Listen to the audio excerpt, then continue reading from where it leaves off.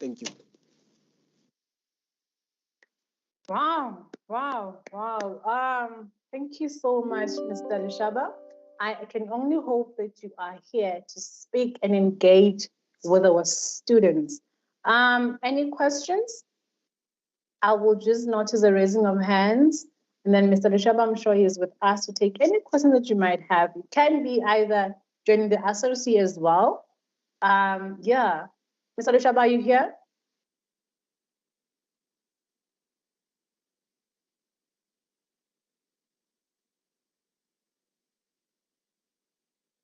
No response. Students, do we have any questions?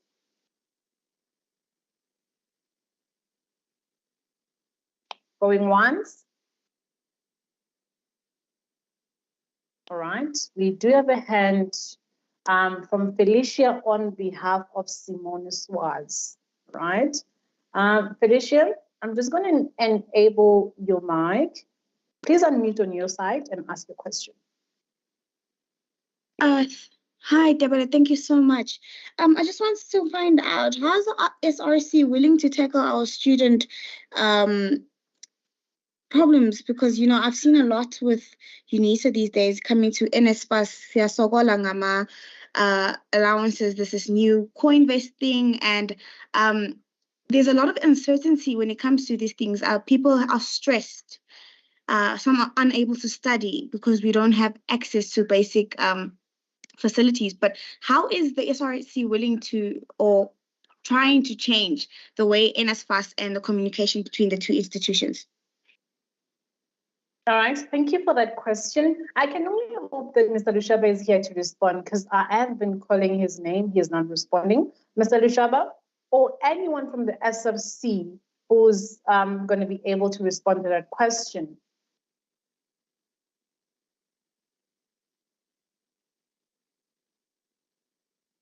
Student representative members, you are quiet.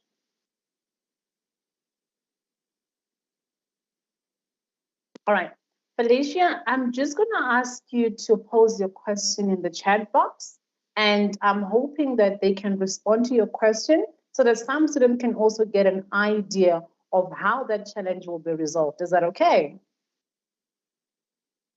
Yes, thank you, Tebele. All right, thank you. My name is Sharon Tebele once again. I'm going to ask a video to be played from student funding. I've been informed that there is a video. Ask Gloria. Thank you.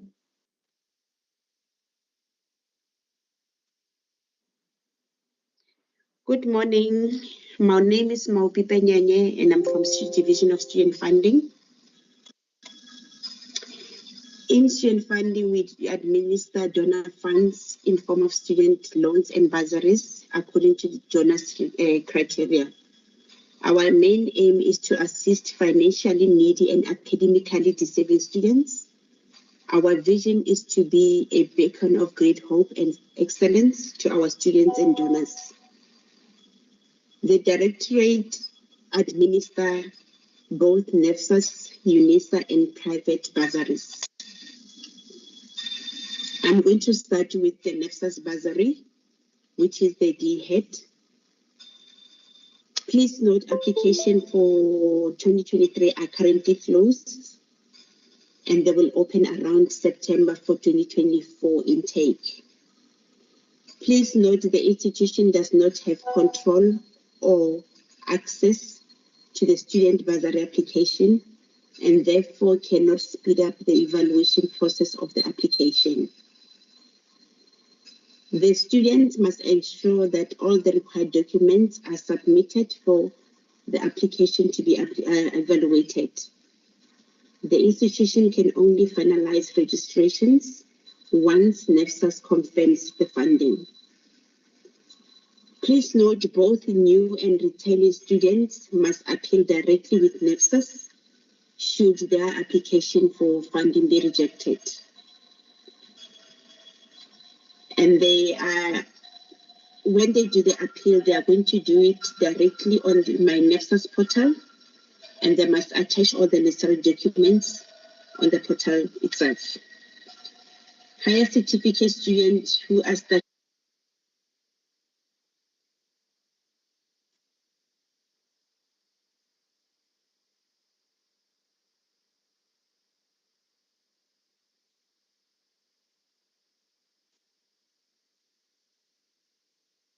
Else, Gloria, there's been a pause on the video. And reapplied for funding but got rejected due to NSFAS. These students must appeal and then must appeal the rejection and submit the high certificate completion letter. Students who must finalize that, students who submitted the appeals, they must finalize the registrations while we wait for the appeal outcome. Returning students funding. Funding for the returning student should be migrated to the following year. If the student has got a new profile or existing profile, they meet their criteria, academic criteria, still within the income threshold, and have not exceeded the NSFAS. Non-funded qualification. NSFAS does not fund advanced certificate, advanced diplomas, NDPs, postgraduate diplomas, honors degrees, masters, as well as PhDs. NSFAS does not fund secondary qualifications, even if they did not fund the first qualification. If a student is moving from one university to the next, the student can only transfer once the institution has received the funded lower list and the institutional portal is updated with the current year. Students are advised to finalize their registrations until such time we are able to confirm their funding with NSFAS. Previous institutions must also ensure that the academic results are loaded on the NSFAS portal for funding to be migrated successfully. To move from TVET to university, the students must have passed and completed the TVET qualification, and they need to reapply for funding.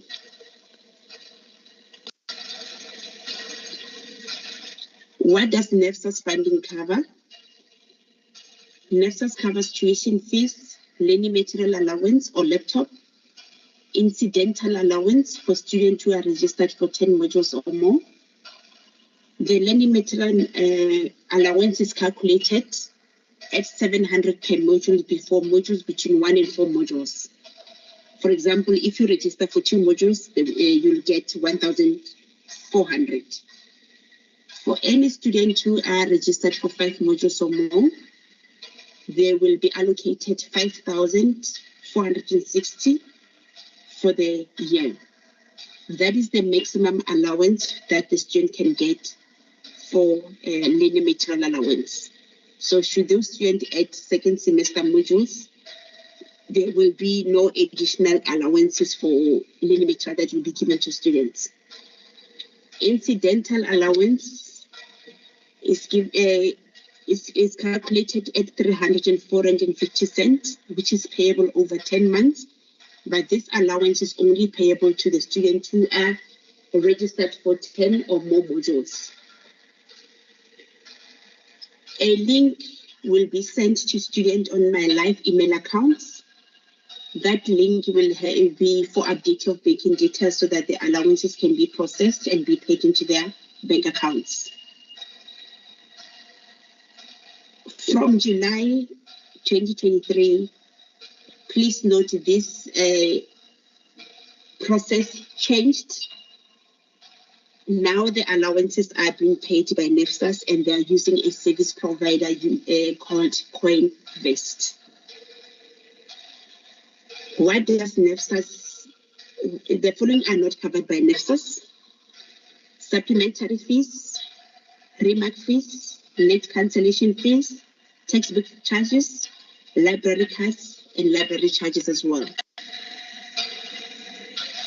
I'm going to move over to the disability bursary.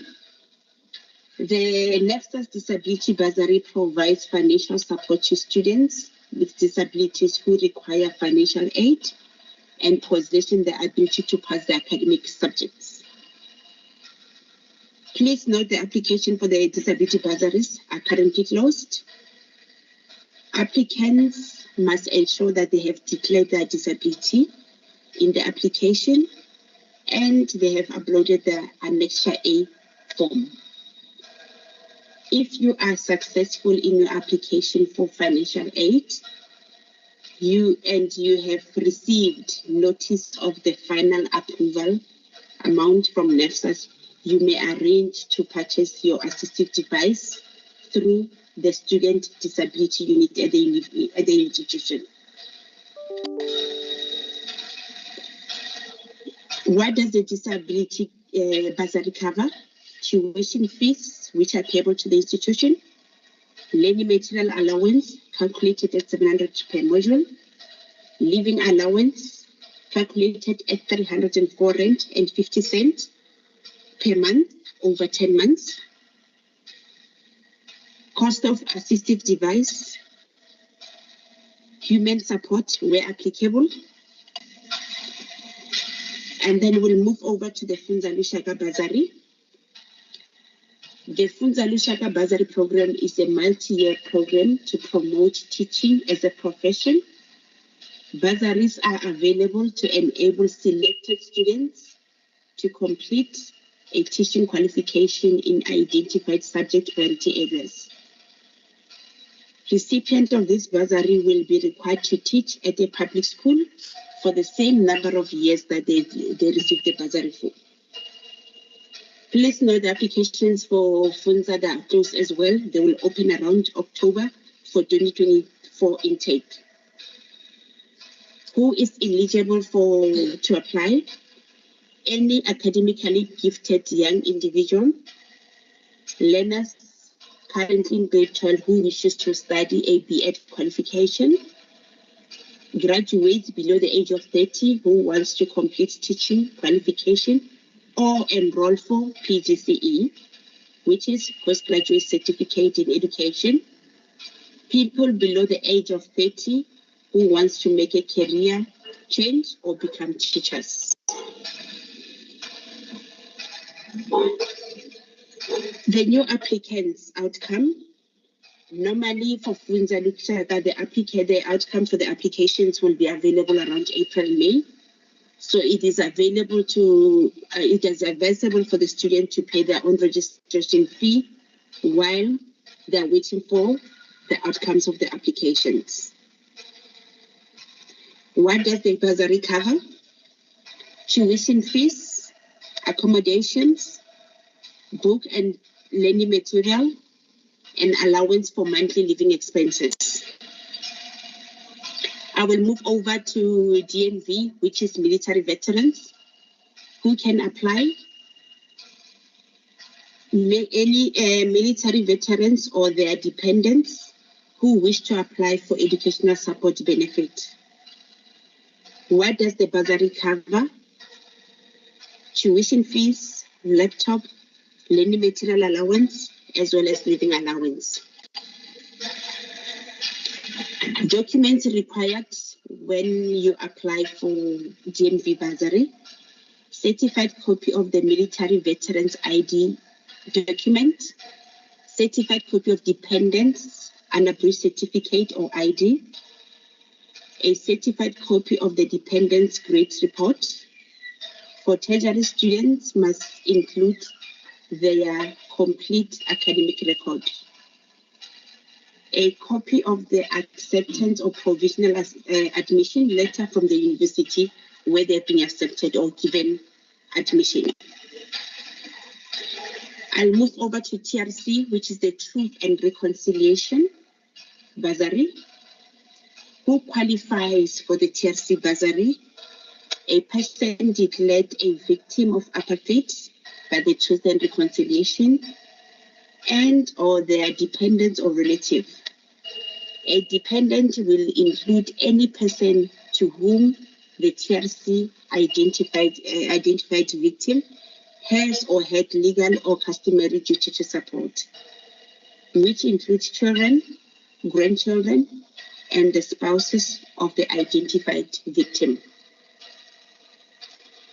To apply for the TRC bursary, please visit the following website: www.justice.gov.za.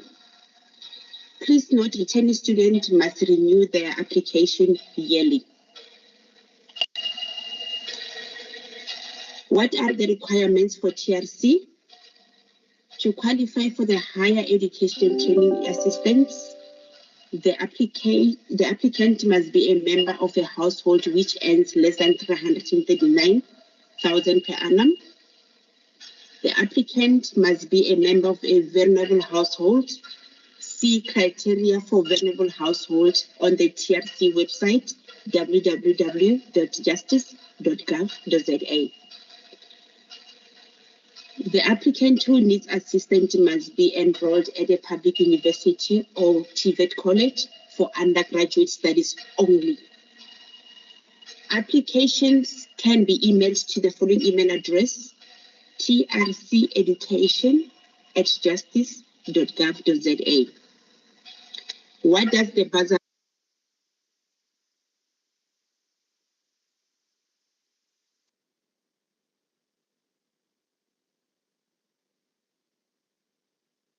Mr. Bala, I think the presentation ended there. Ms. Maupe is in the chat. Maybe she can just continue where the presentation ended.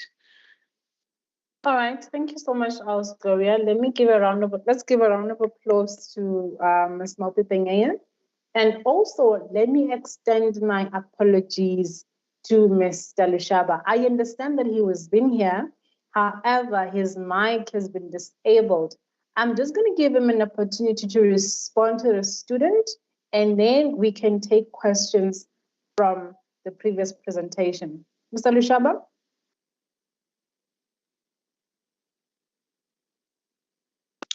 Yes, thanks, Program Director. The question was about a co-invest, if I captured it correct, regarding the SRC. What is the view of the SRC in that regard? I have a problem with my network. I don't know if I've captured it correct.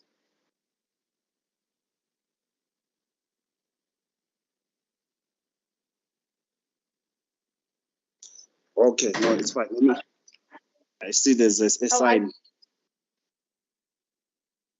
I think the student is sorted. Thank you so much for that. But they did also pose a question in the chat box as well. If we do have questions for Mr. Lushaba, can we kindly ask them? Because, well, there was an error there. But by so doing, let me just ask my technical directors to please unmute or make all our upcoming presenters, not attendees, to avoid this confusion. And while we are there, I'm going to keep acknowledging and appreciating Ms. Sophie on our screen. Can we take questions for Ms. Maupe? Hands?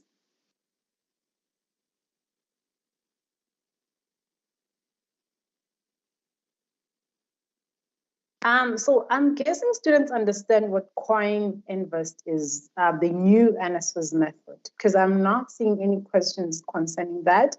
Yes, Mr. Lushaba tried to clarify it. So I'm guessing everybody is clear, right? Let me just check the chat box.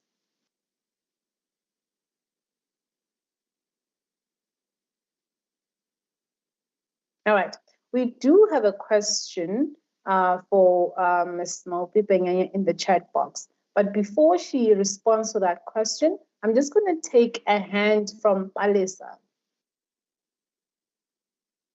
Palisa, please unmute. Hi, ma'am. How are you? Good, and how are you? I'm well, thanks. The question that I have with regards to the Core Invest app is that I've been struggling to register my profile on it. It's been giving me an error to say my ID number hasn't been captured and it has to be captured. I sent an email on Tuesday, but till now I haven't received any response.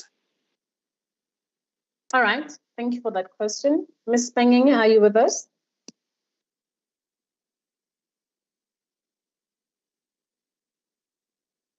Okay, my technical team, please make sure she's unmuted.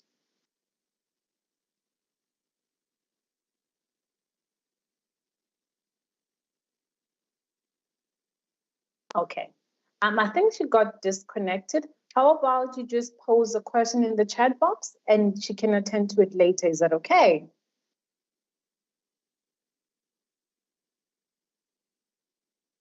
Palisa, is that okay? Yes, ma'am, it's okay. It's not a problem. All right. All right. Thank you very much. Any question in relation to NSFAS? Can it kindly be posted in the chat box? Because I'm seeing she is disconnected currently. We do have a hand from Sipe and Mokwena. I'm just going to allow my technical directors to actually enable your mics.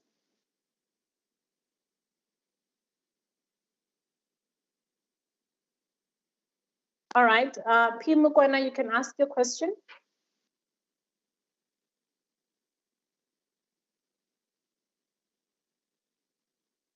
Sipe, I'm seeing P. Mokwena is struggling. Sipe, you can ask your question.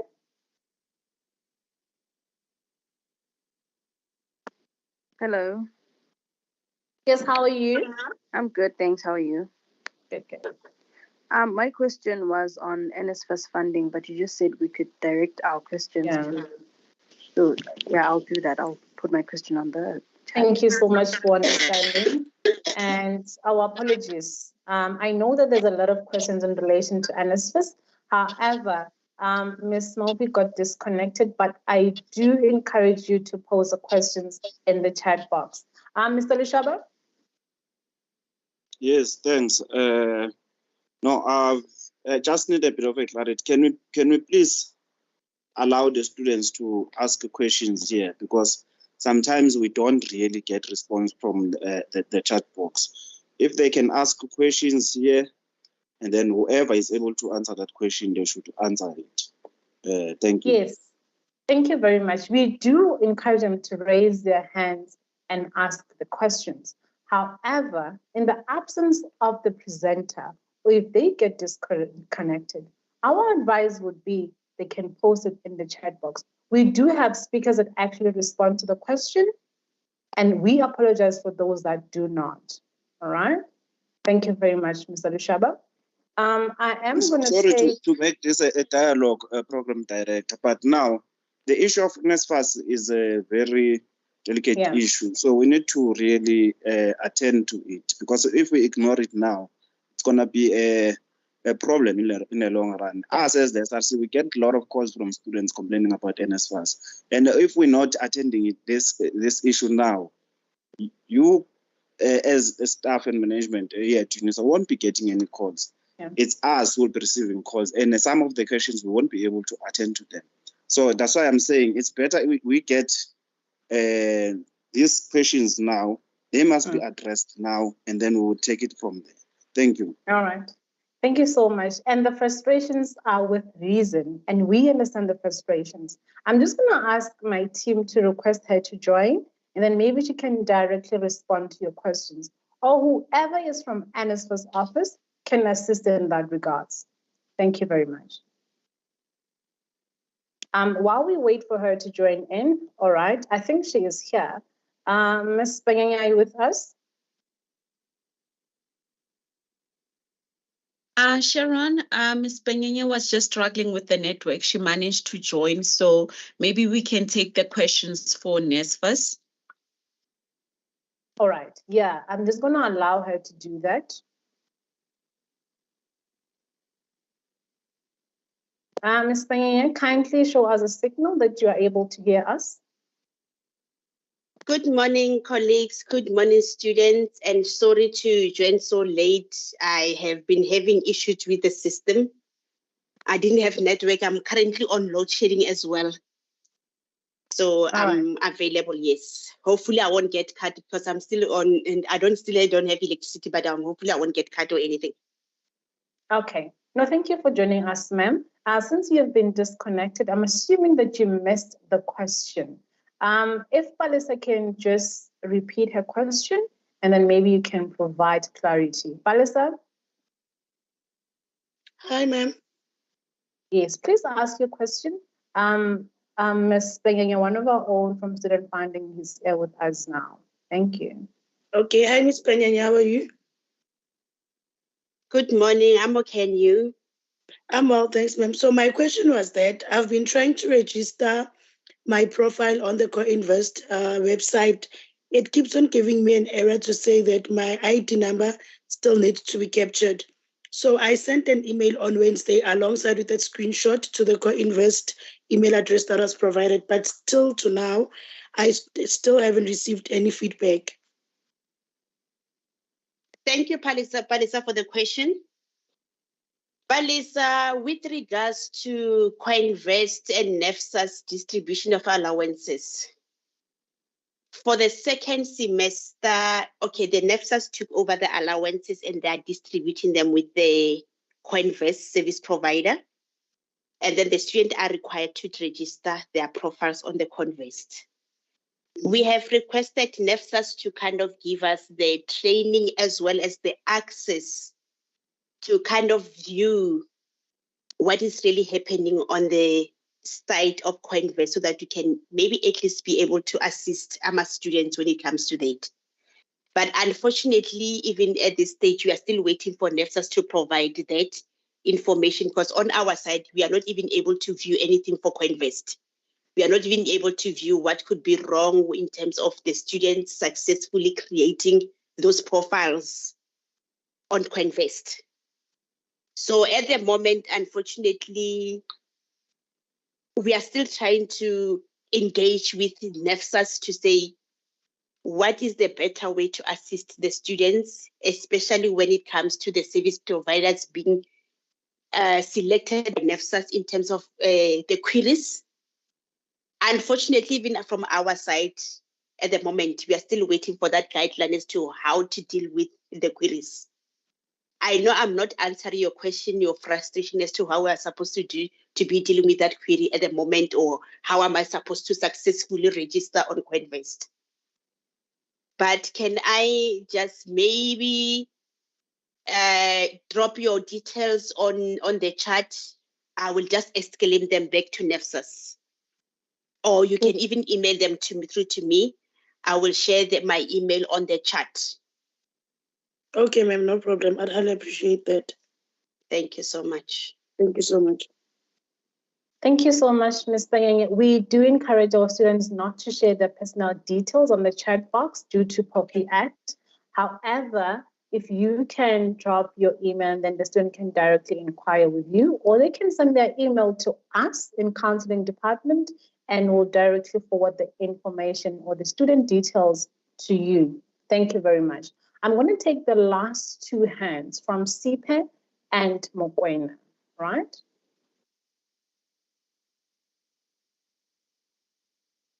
Mokwena. Okay, one of you must mute. All right, thank you. Yeah, yes, you can proceed. Good, and how are you? I'm good, and you, ma'am, how are you? Good. Hello? Can you hear me? Yes, I can hear you. Yes, I can hear you. Okay. So this is my question. I registered at the beginning of the year. I chose 10 modules, but then because I was not funded by NSFAS, I was paying for myself. I registered. Then after registering, they only registered me 8 modules. And then later on, around I think May or April or May, I got approved by NSFAS. I received 5,300 and something for the books. And then after this semester, I added 2 more modules. So now I'm busy hearing people talking about co-investment and everything, but I haven't received anything on my side. And then I found the camp, because I was registered with 8 modules, I will not be getting a stipend. Then I said to them, but then I chose 10 modules. It was the university that did not approve all 10 modules. So I want to know if really I'm not going to be getting any stipend, or it's just miscommunication, or what. Thank you. Thank you. Yes. When it comes to the number of modules registered at a given time, unfortunately, I'm not on registration side to know what led to you being registered for 8 modules rather than the 10 that you initially chose. So, but I can only advise in terms of this, or in terms of the allowances. So in the beginning of the year, when you registered for 8, we gave you, it's supposed to be 5,460 for your book allowance. And then the moment the student registered 10 or more modules, the student qualifies to receive an additional 3,450 in form of monthly allowance or living allowance or incidental allowance, just called different names. But in your case, beginning first semester, we couldn't give you that allowance because you were still registered for 8 modules, not 10. So your 10th modules only kicked now in the second semester. So automatically what it will mean is the very same 10 modules that you have now in the second semester, the allowances are going to be paid through CoinVest by NSFAS, because from July, we are not paying any allowances to the students since NSFAS took over the allowances.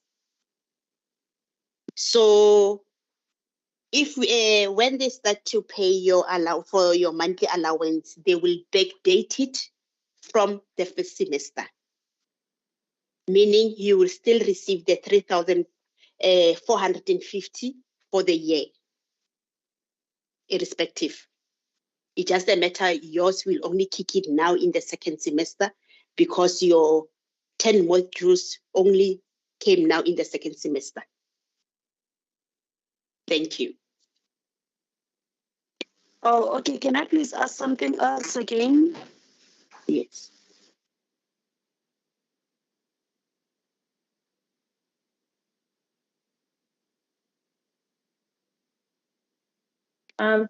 We lost you.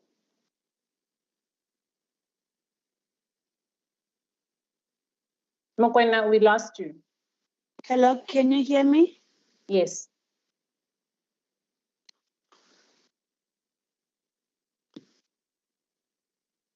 We keep losing you. I'm not sure if it's only from my side, but I'm not able to hear any word that you're saying now. Even from my side, Lori, I can't hear anything.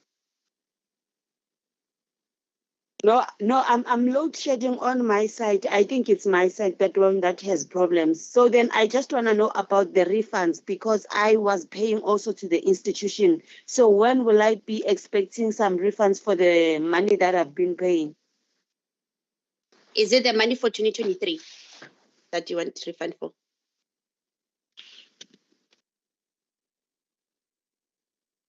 Mokoena? Yes, it's for 2023. Okay. For 2023 refunds, we have not started with the refunds for 2023 yet. The reason for that is we need to wait for NSFAS to pay us the money first before we can start to refund the students the money that they paid in the beginning of the year. So currently, we are still waiting for NSFAS to start making the payments. And then once the payments are received from UNISA side, that's when the refund process will start. And then the student, they are not required to kind of apply for that refund. The moment we get the payments and it's fully received from NSFAS, we start to initiate the payment from the refund from our side.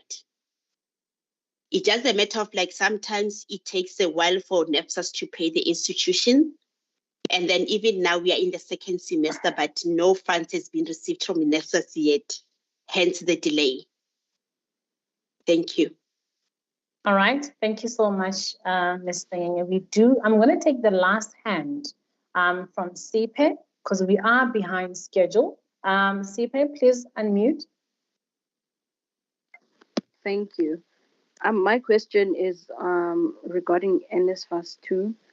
So last semester I registered for the semester, and then my status on the NSFAS portal was provisionally funded and awaiting documents. So I went to UNISA, the Sunnyside branch, and they told me that they'd sent my documents to NSFAS, and they were awaiting registration payment from NSFAS.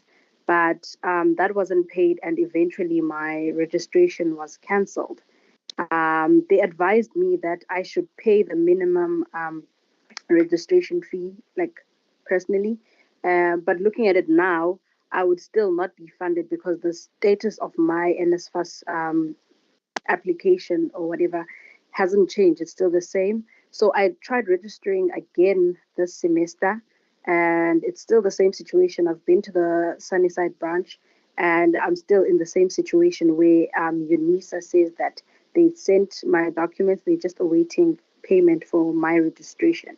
So I just wanted clarity on that because it might happen that my registration could get cancelled again, or I would pay the minimum registration fee and then end up having to pay everything, because that's what happened the first semester. So I just wanted clarity on that, or what I can do.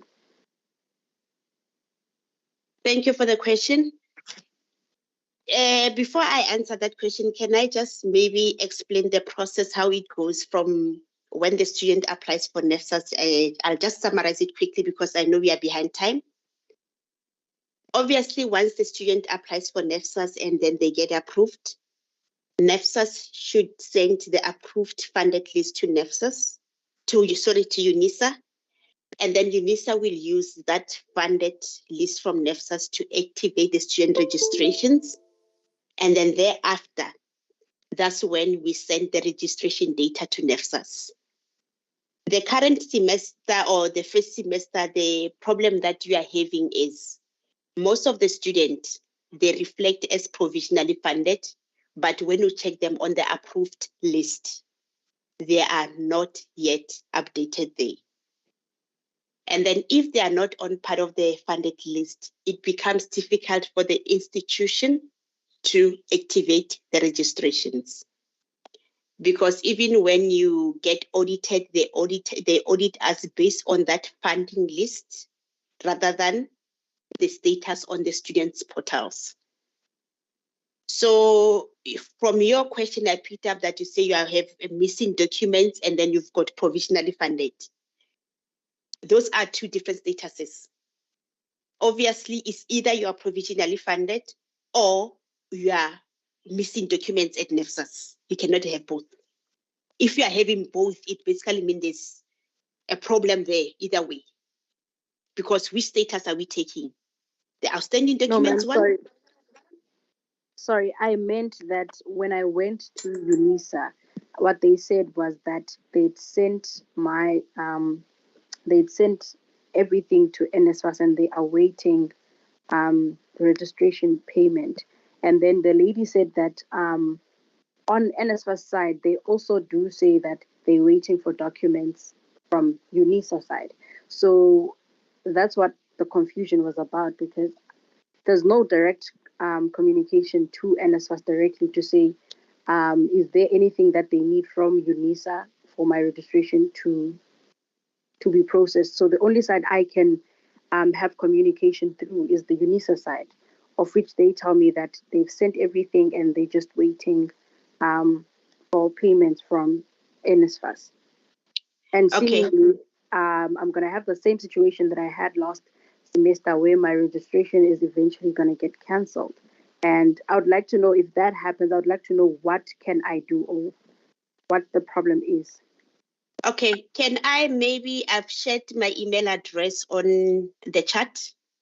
Can I ask you to email me your student number? I will need to check your funding status as well as your name on the list as well, because 90% of the time, the student that you are having problems with is the students that are not part of the funded list. And then if you are not part of that funded list, we are unable to activate the registration. Instead, what we do, we compile the list of those students and send them through to NSFAS to say, we've got this 1, 2, 3, 4, 5 students.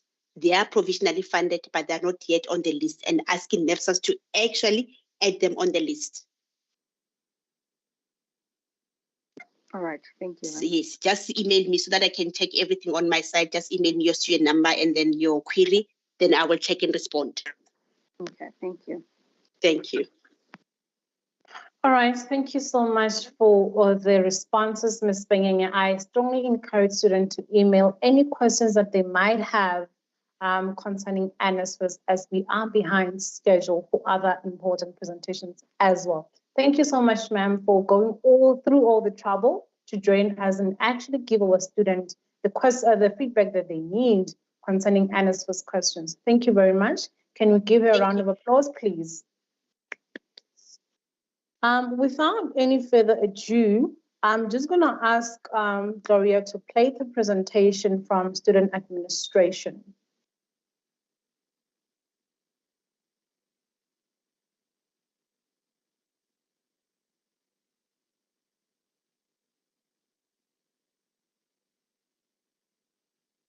How's Gloria? Are we winning?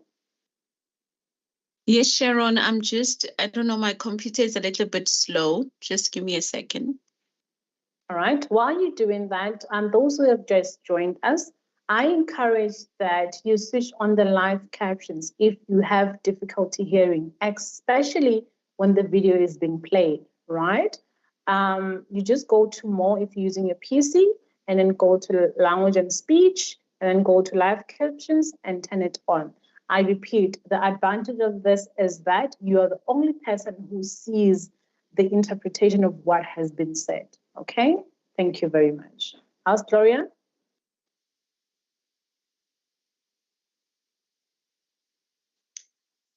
Hello and welcome to the Student Orientation 2023 Semester 2. My name is Sandra Sondlane and I would like to welcome you all once again. About us, UNISA is Africa's leading distance learning institution nurturing inspiring leaders of tomorrow. We are a reputable, comprehensive, flexible, and accessible open distance learning institution that is motivating a future generation. We offer internationally accredited qualifications and have a world-class resources that inspire learners to create a meaningful future on their own terms. Our services are as follows: applications, registrations, both online and self-help, academic records, credit statements, student advice, examination and timetables, finances, dispatch counters, student and exemptions. Our qualifications are divided into 8 different colleges, which is the College of Law, College of Education, Agriculture, Human Sciences, Accounting Sciences, Economics and Management Sciences, College of Science, Engineering and Technology, and lastly, the Graduate Studies. As we all know, A comes before R. At UNISA, you apply before you can register.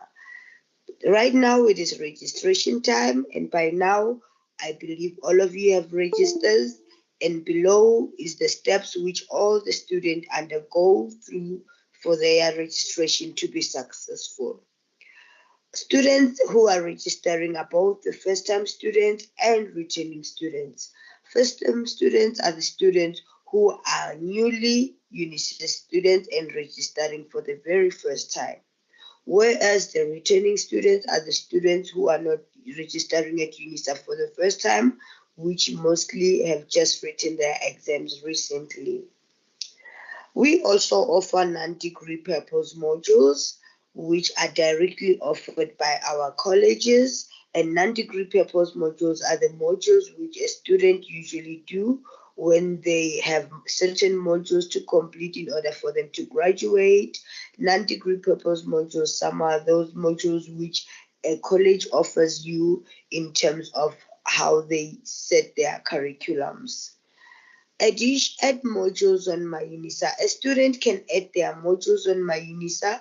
Only returning students can add modules on My UNISA through the My UNISA student portal, and they can register additional modules. But students who can register additional modules are those who are only left with probably 12 modules only for a year to complete, or maybe 7 modules to complete if they are semester modules, meaning that a student cannot register additional modules if they have more than 12 modules to complete, or 7 modules if it's a semester. For example, a student may only register additional modules through My UNISA. you log on to your My UNISA student portal and request to add additional modules. Only 2 additional modules can be added per student.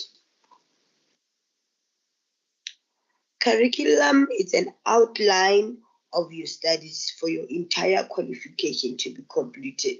That is where you select your modules and you read the rules to understand how your module selection should be. The number of credits per semester or per year are only 5 modules per semester and only 10 modules per semester, meaning that a student cannot register more than 5 modules per semester and cannot register more than 10 modules per year. Compulsory modules are the modules which are already on your curriculum written as compulsory. A student may have 30 modules, for example, to complete their qualification and maybe have only maybe 20 compulsory modules. So on your curriculum, all modules which are saying compulsory are the modules which you are definitely supposed to be doing. Prerequisite and core requisite modules. Prerequisite means that a module cannot be done before you can complete the other module. For example, if you have a GGH 1501 as a module, you must pass the GGH module before you can register another GGH module. Usually, a prerequisite modules are the first year modules, is a prerequisite to the second level modules, and the second level modules may be prerequisite to the third year level modules. Usually, those modules are compulsory modules such as financial accounting, auditing, and so other many modules depending on your curriculum. And the core requisite modules are the modules which you must select concurrently with another module. For instance, a student would be required to take a module HSY 2601 along with HSY 2602. Core requisite means that you take the module concurrently with the other one. You must register both modules on the same registration period. I hope you understand that part. And students may also apply for credit, for modules to be credited. For instance, if a student has done another qualification, maybe you have done psychology as a qualification, but you decided to change to do social work, then you have maybe psychology module that you have completed on the previous qualification, and it's the same one on the new qualification which you have moved to. You then apply for the module to be credited into the qualification which you have changed to, because the module is still the same. But exemption of study needs is a bit different from credit modules, because a student may be exempted a module usually on the cases where maybe you have done another qualification on another institution and now you are currently doing a qualification at UNISA. You can then apply for the modules that you have done on the other institution to be exempted into the current UNISA qualification that you are studying. But that is done through the colleges, and the student apply for their modules to be exempted, provided the syllabus is also the same. So a student also provide the syllabus from the other institution, the academic record from the other institution, as well as the certificate. I would like to make an example for some of the questions or inquiries that we usually receive from students, such as that a student register a module outside of their curriculum. Yes, a student may only register the module if the college allows them to register that module. However, students only register modules which are on their curriculum, based on their curriculum rules. Another question or example I would like to give is a question of a student asking if they can repeat a qualification. The answer is no. A student cannot repeat a qualification. For instance, students who are doing a postgraduate certificate in education, usually would like to repeat the qualification. Maybe the student has done intermediate phase and now they wish to do the senior and FET phase.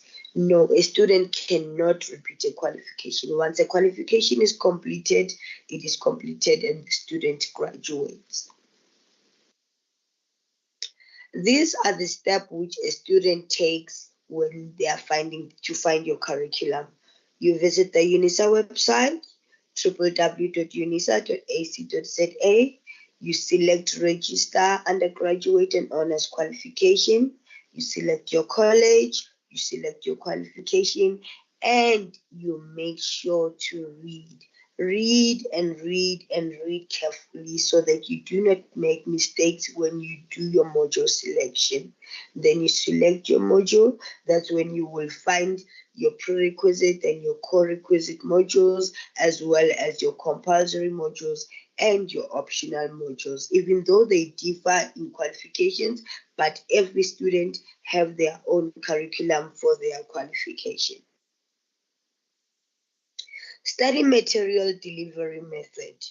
When a student registered on your registration portal, you are given an option to choose how you would like to receive your study material. The first one is the courier services. The courier services offered, they bring your books into the address which you have provided during your registration. So please make sure that the address which you put as a courier address on your registration is the one which you will be available and would love to receive your study material through the courier company that will be delivering to your doorstep.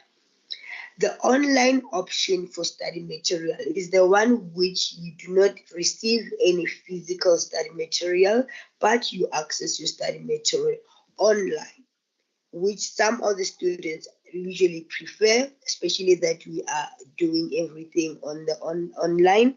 Therefore, it is also the best option for one to have access to their study material online. The last option that we have is the counter. The counters are available on UNISA campuses. Almost all UNISA campuses have available people whom are there to assist them to receive their study material. The counters available at campuses is whereby a student chooses to come and collect their own material at the campus. You collect your own study material at the campus. Once the study material has been dispatched, you will then receive an SMS to say you may collect your study material at the counter which you have chosen during your registration. So please ensure that when you do your registration, you choose all the options which you prefer them, because once your registration has been activated, you cannot make changes, especially on the delivery method. If you have chosen a courier delivery method, you cannot change that into a counter once your registration has been activated by paying your minimum fee for your registration. Student finances. We have 3 different methods of payments for all your study fees. Once a student has done their temporary registration, they are required to pay the minimum fee which is prescribed after their registration, depending on the number of modules which they have registered. So the first payment method is the FNB branch. Students may pay their study fees at any FNB branch. After payment, you will receive a proof of payment which you can keep as a record, and you can pay at any time.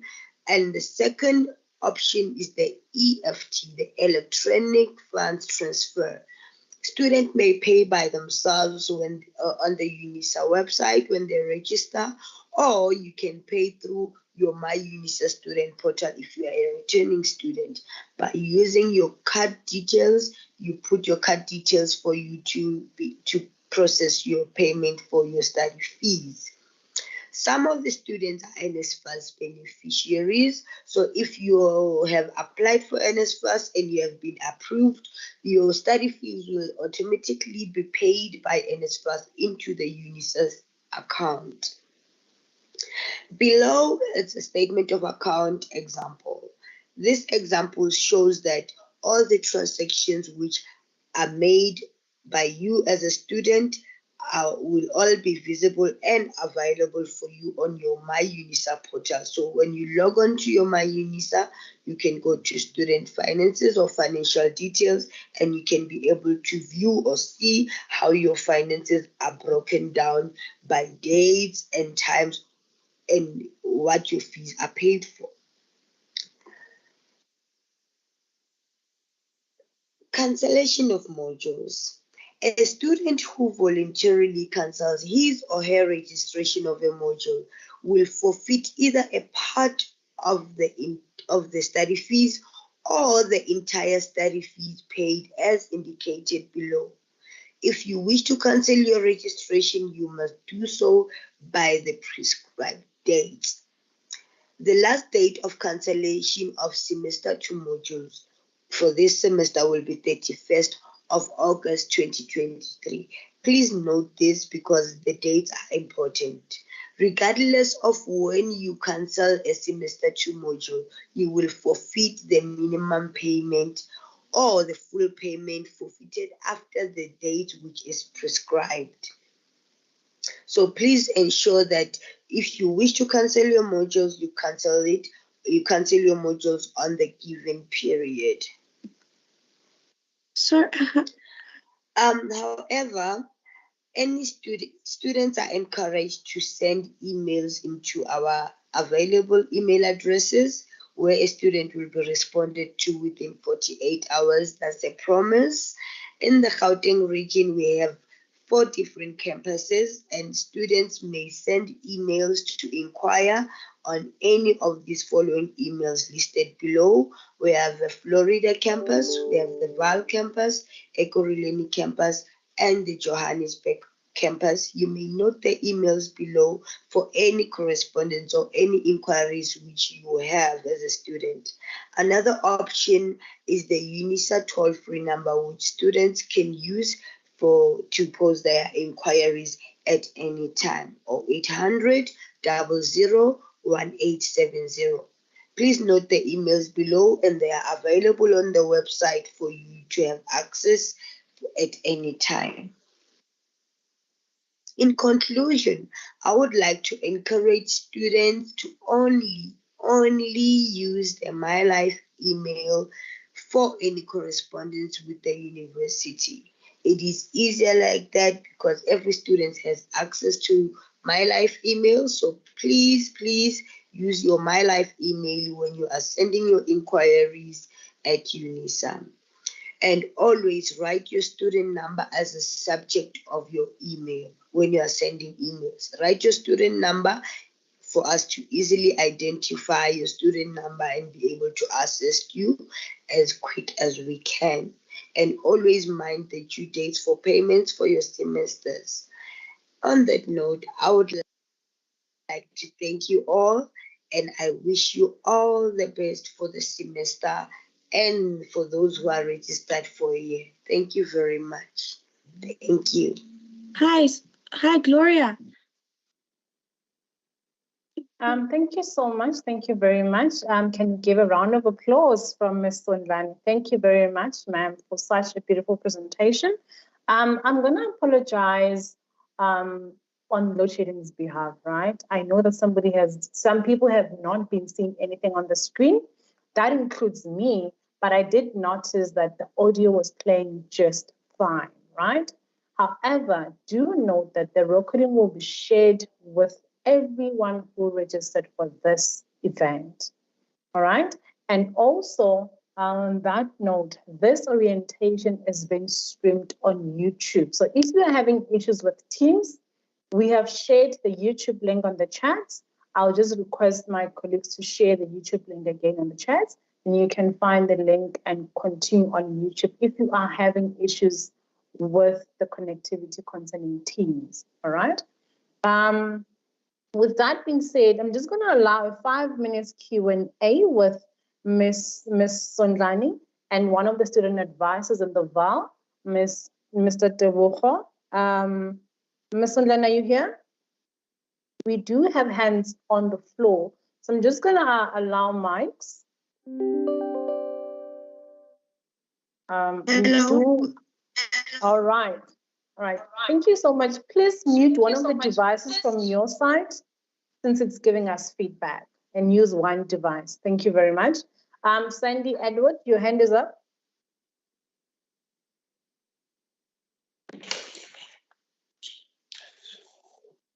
Sandy?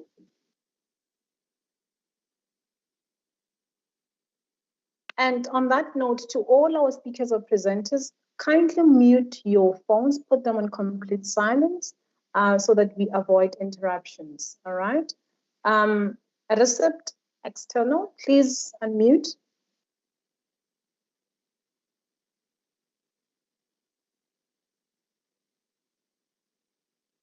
Recept, please unmute, right? He or she is gone. Lorraine Mbezi, please unmute.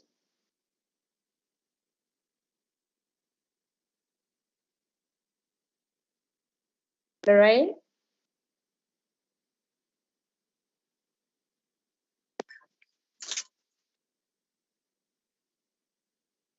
Lorraine, you can ask your question. You are unmuted. No, thanks. Sorry. All right, your hand was up. Felicia?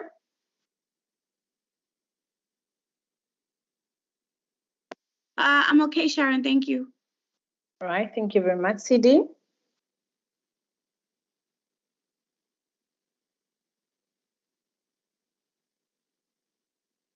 CD Musome, please unmute. Okay, let me just enable your mic. All right, there we go. Please unmute. Hi, everyone. Thanks, Sharon. I just have a question. Once we've registered, how long does it take for us to have access to our My UNISA portal? All right, Ms. Sondani? Thanks.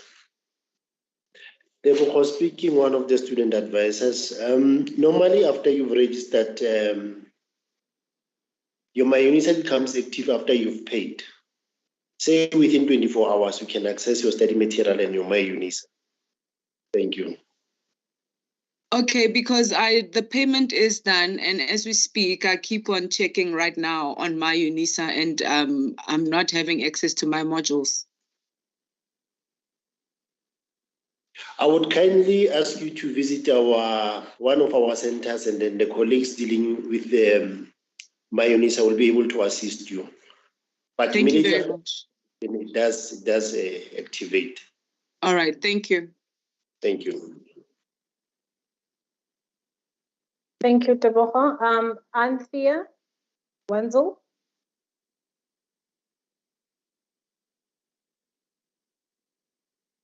Wenzel, please unmute. You're still muted. If you are talking, we are not able to hear you.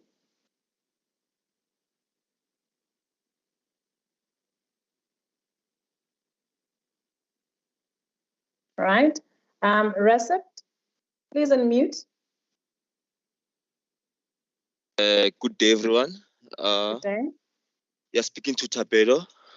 So I would like to ask about my life email, my life at UNISA email. How do I access it, and how do I get it?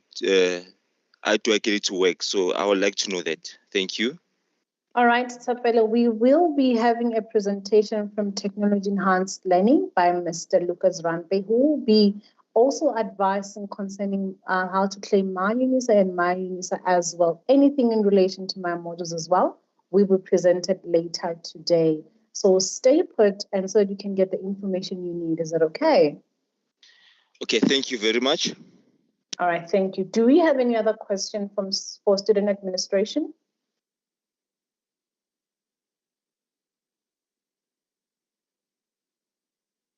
All right, I'm going to assume, okay. Program Director, this is Anthea. My apologies, I wasn't able to unmute earlier. Okay. Anthea Wenzel, can I go ahead? Yes, please. Okay, so my question with regards to registration.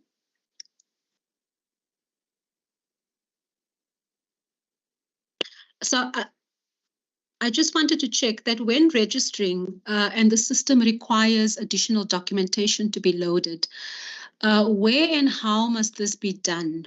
Because in my experience, and I acknowledge that I might have missed it, but I couldn't find a tab available to upload additional documentation. The only place I can find or could find a tab was upon application. But obviously, I'm past the application stage. I'm at registration stage. So how and where do I upload additional documentation required? Thank you. When it comes to loading your documents, and I remember when you do application, depending on the qualification that you are doing, we upload documents at that application page.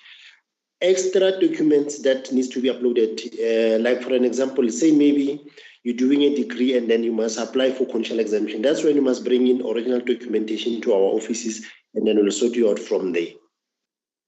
And at times, like for an example, say maybe you're doing social work, you need to upload the police clearance. You must bring that to our attention, and then we'll sort you out from there. So when you say bring it to your attention, are you saying I have to physically bring it to the UNISA? That's correct. You visit any of our offices, and then you'll be helped. Okay, thank you so much. Welcome.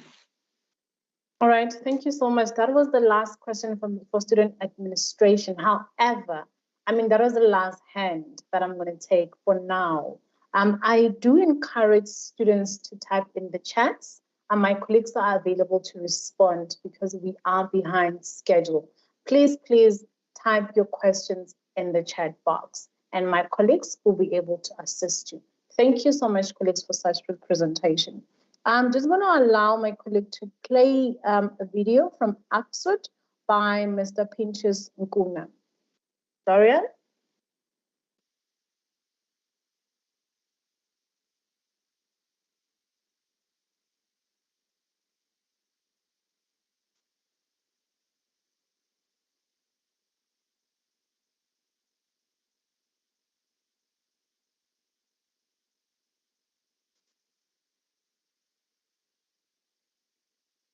Sharon, is it playing from your side?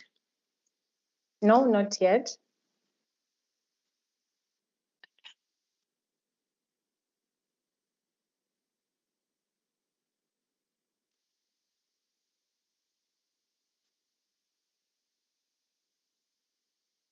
Okay, can I just ask one of my colleagues to try and play it from their side? I'm really struggling. I don't know what the problem is because on my side, it's just showing. All right, not a problem. We'll give you a minute to sort that out. Thank you.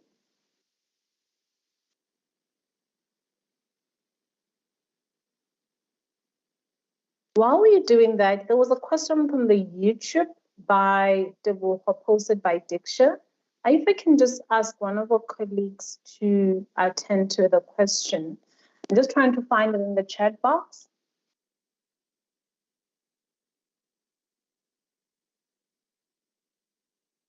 Diksha, if you can highlight the question again, then I'll come back to it and advise my colleagues to assist. My name is Nkuna from the Advocacy and Resource Center for Students with Disabilities. Ladies and gentlemen, the Advocacy and Resource Center for Students with Disability was established to provide for the wide range of needs of students with disabilities. ARCSWiD provides quite a number of services, including assisting students with disabilities to complete application and registration online, advise students to complete special assistance form. And one may ask, what is this special assistance form? This is a form whereby you indicate the kind of study material that you need as per your individual needs. Just to give an example, you find that there are two blind students, only to find that these two blind students, they require different set of study material. One may require braille and the other one may require audio material. It is therefore important that you complete this particular form. We also convert study material into different formats as per your individual needs, including having accessible electronic material, braille, large print, and audio. As you can see, we have Memabaso on the screen, who's our sign language interpreter. Then the service is available as and when required by our deaf and hard of hearing students. We continue to provide inputs to the My UNISA and My Life Task team to ensure that needs for students with disabilities are taken into account.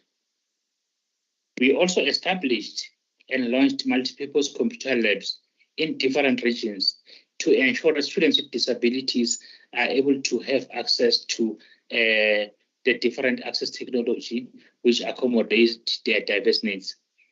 In the spirit of nothing about us without us, we established regional forums and Association for Students with Disabilities to ensure that students with disabilities are able to advise the university on matters that affect themselves.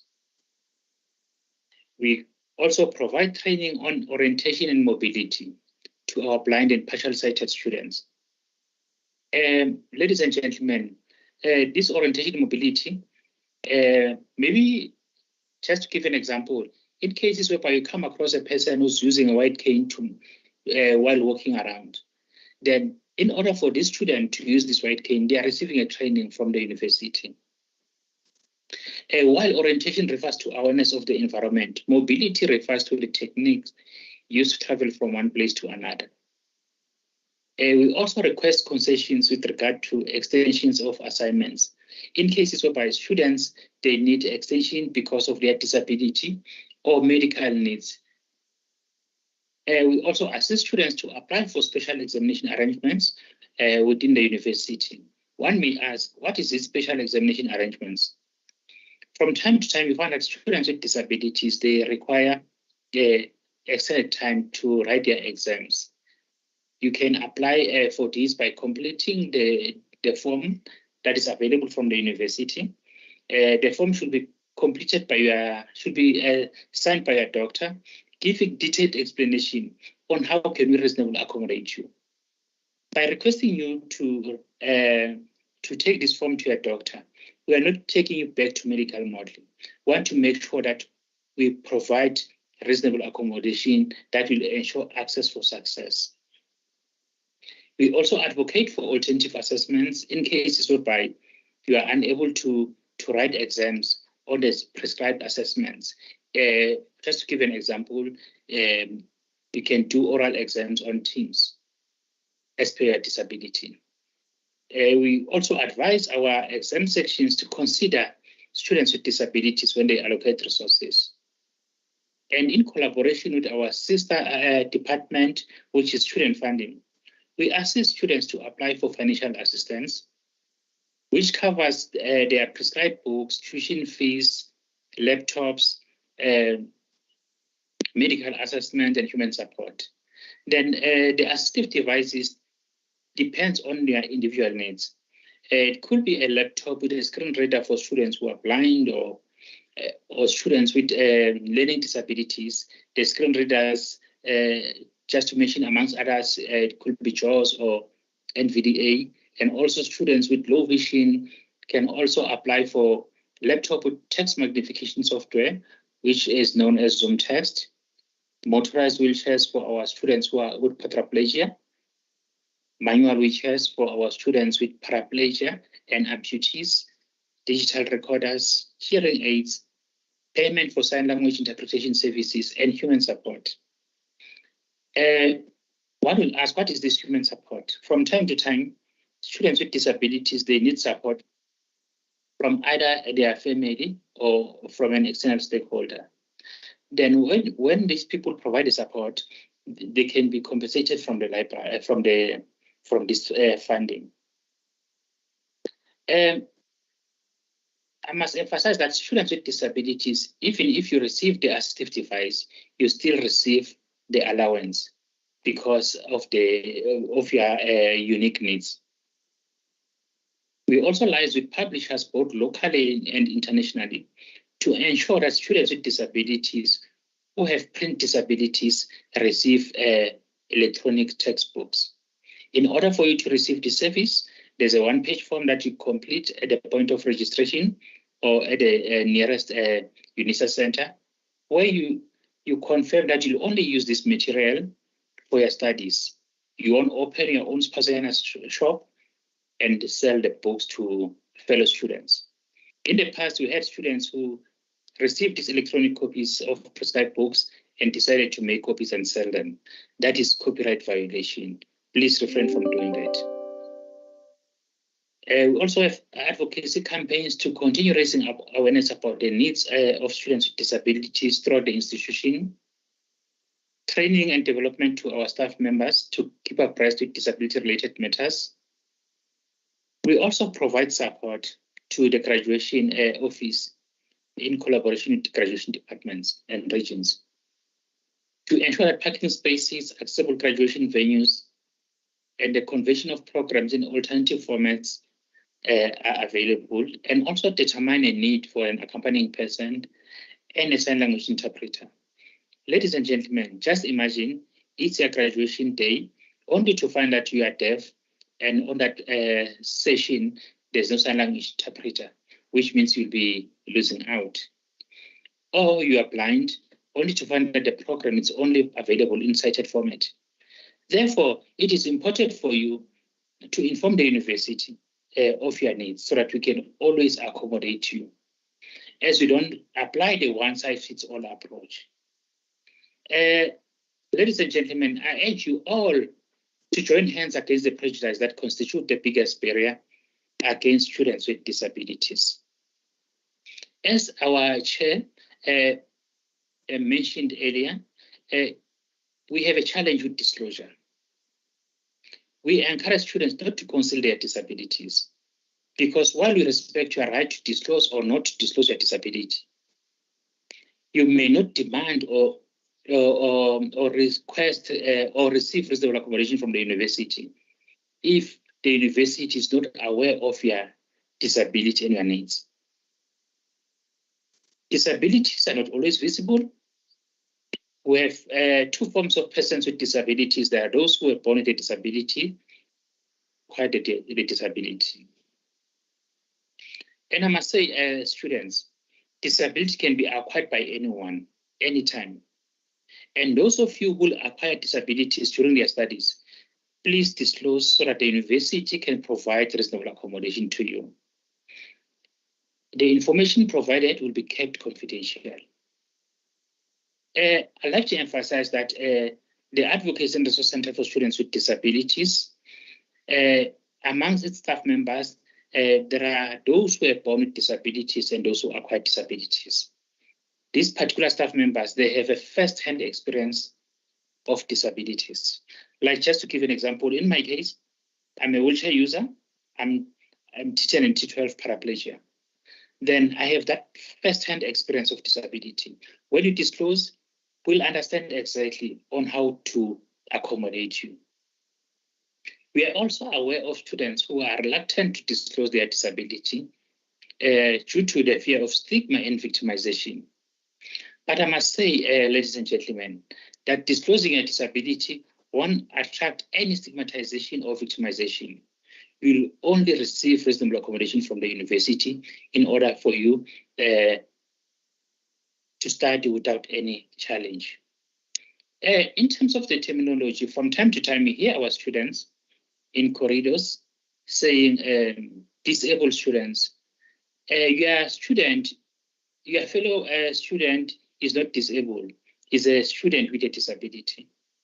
Just to give an example, if you say your alarm is disabled, the alarm system does not serve any purpose.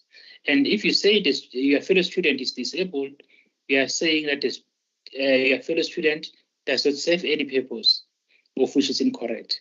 Let's always see the person before the disability. And again, please let us refrain from calling our fellow students as the wheelchair user or the wheelchair bound or the blind. Let's use the names that they were given by their parents. If your fellow student with a disability, the name is Joe or the name is Pintias, please address the student as Pintias or as Joe. And again, let's refrain from saying certain students are normal, because immediately you say, then we have a group for normal students. We are implying the opposite to students with disabilities. Remember, all students are normal, irrespective of your disability. And in terms of the ARCSWiD, I'd like to share this with you, students.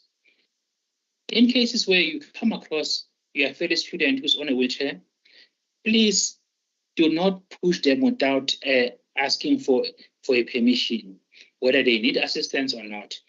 Because from time to time, when a person is sitting on a wheelchair, when they push themselves, they sit in a particular position. When they're being pushed by another person, they readjust to a different position. Because by so doing, when you push them without requesting for a permission, you may end up, they may end up falling, of which that was not your intention, but yours was to assist. Please communicate. And again, if maybe in the library or in your study rooms you come across your fellow blind student, please do not grab the arm and thinking that the student is going to the same direction that you are going to. Find out from the person whether they need assistance or they are waiting for somebody else. Communication is key. And for students who are using guide dogs, please do not pet guide dogs. Again, for students who are deaf, don't shout when communicating to them. Just simply look direct to them and talk gently. And then here are the contact details of the Advocacy Center for Students with Disabilities. If you need assistance, we are here for you. Please do not hesitate to contact us. In conclusion, I'd like to leave you students with a quote by Thomas Edison. Our greatest weakness lies in giving up. The most certain way to succeed is always to try just one more time. I thank you. Thank you so much. Thank you so much. We need to sensitize such issues. And every single time I see the department, I'm reminded of the saying that my disability is not my inability to learn. Very important. Sometimes we don't even ask for consent. We just push them, which is wrong. And I'm really happy that we get to have these conversations. And I always say that it's students living with disability, right? And you need to refrain from calling them the other way because I think it's not good. And yeah, it's just insensitive. But thank you so much for that presentation, Mr. Nkuna. I am not seeing him online. However, we do have a beautiful colleague projected online, Miss Sophie. I think she may assist with some of the questions that we might have in relation to the department. Any questions? Any hands?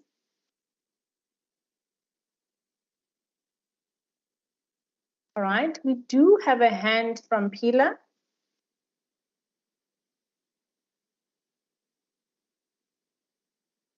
Ms. Sophie, are you okay responding to the questions? All right, thank you very much. Pila, please unmute. Hi. Hi. My question is regard of the credits on modules. So I was wondering when can we apply? Because when I check on my UNISA, I think it's closed, if I'm not mistaken. All right, thank you so much for that question, Pila. Your question relates to student administration. Ms. Sandra, are you here? Yes, Sharon, thank you. You apply for credits on My UNISA. You log on to your My UNISA, you go to student admin, and then you can apply for credits there. Another option, you can go to the nearest UNISA campus and you can apply through a form that you will be given, but you must be having your academic record when you apply for credits. And you can only apply for credits if you are registered. So you cannot apply for credits if your registration is not yet activated. So make sure that you have paid your minimum fee in order for you to apply to be credited modules. Thank you. All right, Sandra, thank you for that response. I think the question as to was when, I think the period when they can apply for the credits. Oh, okay. Whenever you are registered. The tab on my UNISA, it says closed. I'm not sure as to the My UNISA portal, but if that option is not there, then you can visit the UNISA campus and the student advisors will be there to help you apply manually. All right, thank you for that. Pilar, are you sorted? I'm great, thank you. All right, thank you very much. Any questions for ARCSWiD?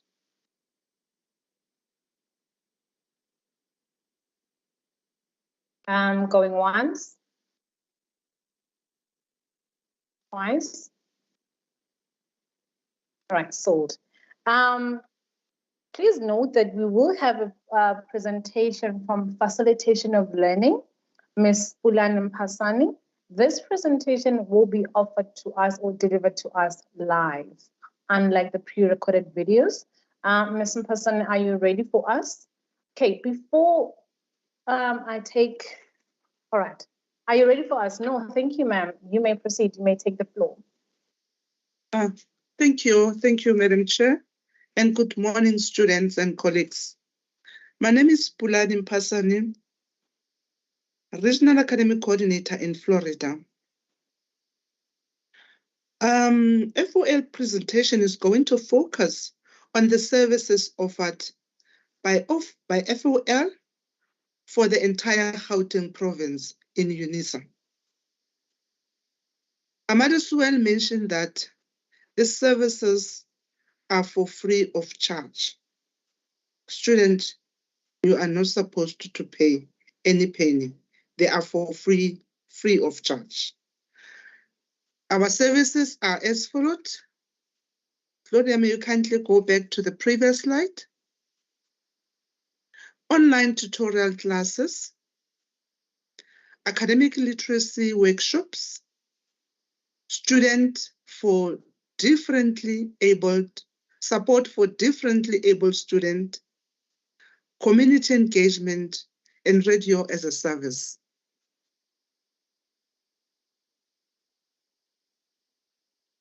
Gloria, may you please go to the next slide? Online tutorial class. What is it? What is a tutorial class? This is a space where tutor and student come together online to engage on content of particular module. What is the main aim of the service? Is to make learning easy and exciting for students, to support students in their study journey. The next slide is going to be about the steps which you need to follow. There are few steps that you need to follow when you register. Step 1, you need to log into My UNISA with your student details. And step 2, you click on My Admin. Then click on Student Admin drop-down list. The third step, you need to select Enroll for Learning Tutor Classes.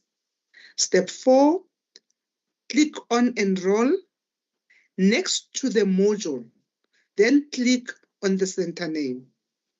Select center name and submit. The last step, step number 5, you need to repeat the process until you select your modules on the list to a maximum of 4.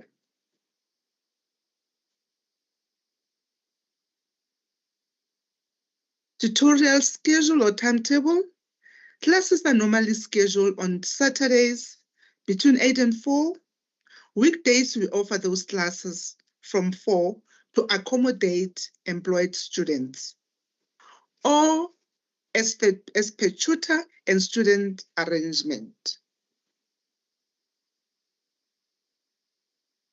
Academic literacies.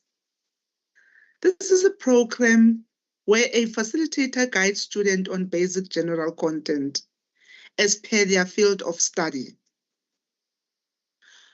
Students assisted on how to improve academic reading and writing and how to engage their studies.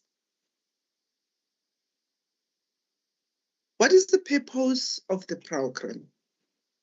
To equip students with necessary academic skills to become independent students, to enable students to understand academic language used in their specific college and modules, to equip students with theoretical knowledge for preparation of the labor market. What do we offer in this program for undergraduate student, The first one is reading and writing. We offer academic reading and writing skills. Secondly is QR, quantitative literacy. Numeric skills for students registered for all modules with numbers and calculation. Example, your mathematics and stats. Postgraduate students, which is PG, capacitated students studying honors, PG diploma, master's and doctoral degree with research skills.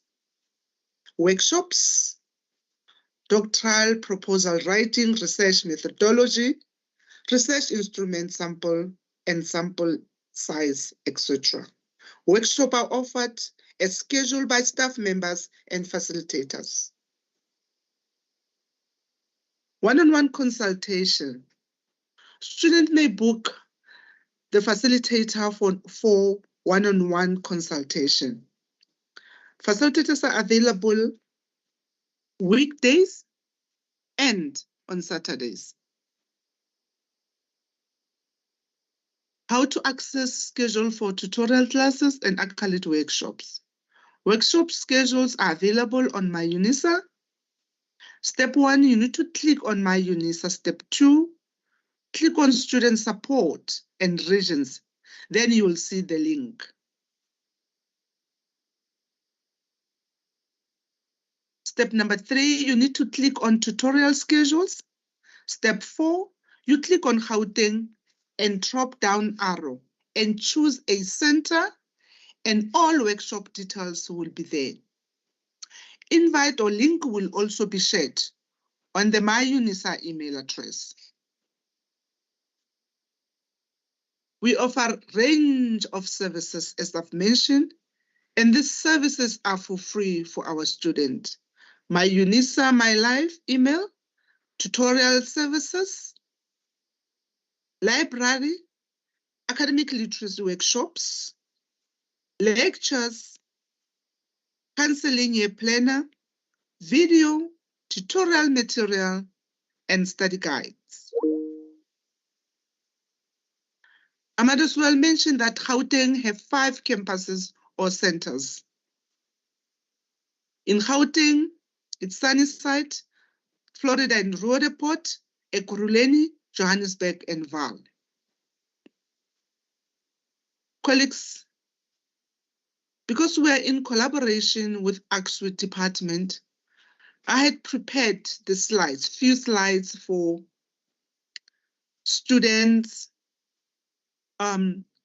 differently able students. But however, I must applaud Mr. Nkuna, who presented informative presentation with regards to the students.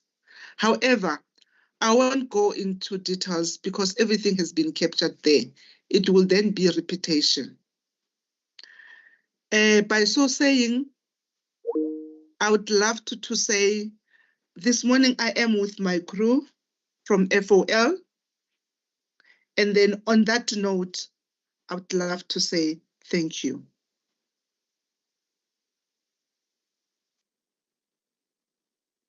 Round of applause. Thank you so much, Ms. Mpasane, for such a beautiful presentation and the sound of your voice on the other side. Thank you very much.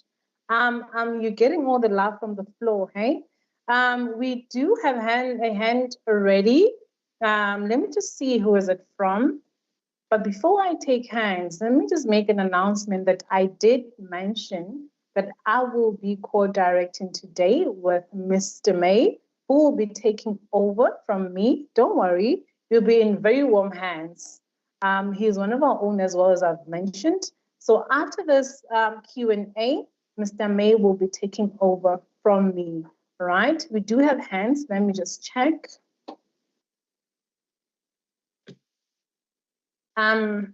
Tapelo, your hand is up.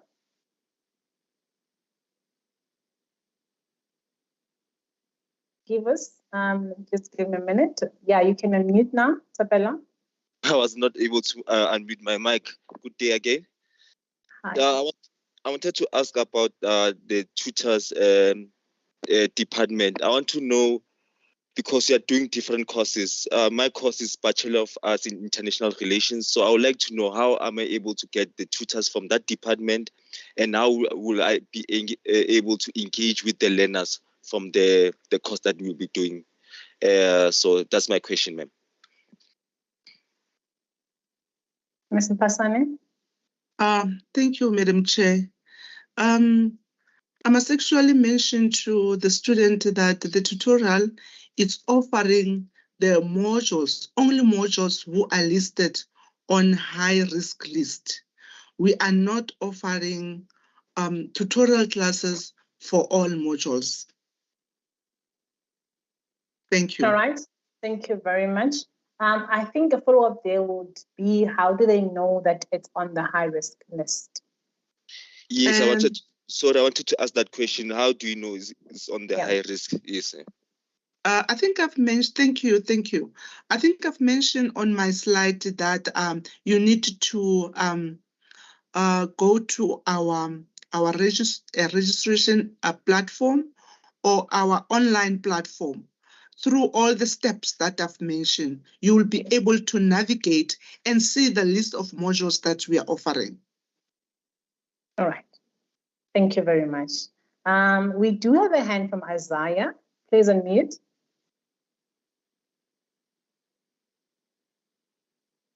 Isaiah? Good morning. Good morning. Yeah, I heard you were speaking about the registration and NSFAS. I'm asking that if I was temporarily registered, NSFAS didn't pay for me, then I'm asking that next year I have to register again that modules because it didn't pay for me. Hello? So your question is in relation to both NSFAS and student administration. You want to know if ever you can re-register the modules again, that you will not be able to pay this semester next year, right? Yes, I registered 7 modules. Then they only approved 2 modules. Then these others are not. They didn't pay for. Then I'm asking next year I need to register again for this 5 module, or spending will register maybe next year. All right. Thank you for that question. Sandra, are you here?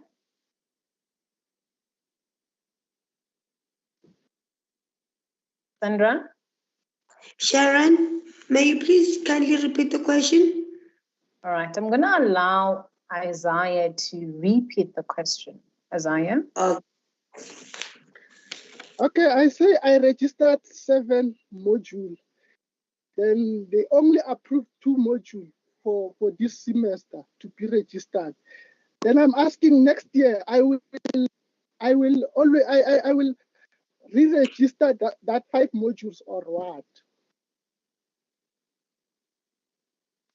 Oh, okay, Isaiah. Yes, you will have to re-register those other 5 modules because you are currently not registered for the other 5. So if you are you are left with 7 and you are only registered for 2. Unfortunately, you will have to register the other 5 in January next year. but I didn't get any message that it's not approved or what. I don't understand what, but they say temporary registered. Yes, you temporarily register by selecting the modules which you wish to take for this semester. And then you are given an amount which you should pay for your minimum fee. And then after paying that amount, those modules which you have selected will then be activated. That's when you are registered. But before you can pay the minimum fee, you are temporarily registered. Okay, thank you. I'm covered. All right, thank you. Thank you, Sandra. Isaiah, you mentioned that your question was twofold, right? The other question, please, concerning NSFAS, direct a question to Ms. Maupipengenge, who shared their contact details in the chat box. Please, I encourage you to write her an email and you can get the response that you require concerning NSFAS. Is that okay? Okay, thank you. All right, thank you very much. And before I hand over to Mr. May, I just want to make it clear that I saw a question concerning that if we ever going to be having venue-based examination as students. UNISA is an open distance electronic learning. That means that the exams, as far as we know, as staff of the university, are written online, okay? If anything changes, if anything ever changes, that will be communicated with you. Thank you very much. I'm just going to allow Ms. Mpasane to actually exit the floor since we have been putting her on hold. But any question in relation to her can be posted in the chat box. Is that okay, ma'am? Yes, ma'am. Thank you. All right. Thank you very much. Let me welcome my colleagues. Let me allow you to see my face one last time and welcome my colleague, Mr. May. Thank you, Sharon. Thank you. Thank you very much. I am leaving these wonderful people in your hands. Thank you so much, Ms. Sophie, for working with me. Bye. No, thank you, Sharon. Thank you. Thank you very much for steering this ship in the right direction. You've been doing a lovely job. And thank you for allowing me to co-anchor and take this ship to its final destination. Good day, everyone. Sanbonani Mulweni. My name is Monwa BC May. As my colleague alluded earlier, I'm the administrative officer for the counseling unit at Johannesburg CBD. Yes, this is one of the programs that I love the most, simply because this is where we get to interact with our new students. And as UNISA, with all our sister departments, tell you exactly what we are here to do for you and all the services that we offer you as our students. So to all the new guys, welcome to UNISA. We're hoping you will enjoy your studies and you will actually do very well in your studies. Now, before we waste more time, I see that there's actually a hand from Ufiona. I don't know if the hand is still there. Is the hand still there, my technical director? Yes, it is, but I think it's in relation to the previous speaker. Oh, okay. Then if that's the case, then I would advise, because is Miss Mpasane still in, or has she left already? She's in. So do you suggest maybe we take the question before we move on? I think they can pose the question in the chat box since we are behind schedule. Okay, that makes sense. Okay, thank you, Sharon. Okay, to the person who wanted to ask the question, may you kindly pose it on the chat box. Then Ms. Mpasane is here to take your question. Thank you for that. Guys, like I said, thank you for welcoming me. Let us continue with our program. Our next speaker is Mr. Mekwa. Now, I've known this guy professionally for about 4 to 5 years now. He's one of our student counselors from Florida. He's very passionate about what we do as counseling. And I know that he has put in a lot of effort with today's presentation, you know. Yes, it is a pre-recorded video, of course, but I know that he has put in a lot of effort into it. So kindly pay attention, take notes where you need to, and just enjoy. Let us just give it a moment. So for our technical people to upload it. And yeah, let's watch and learn.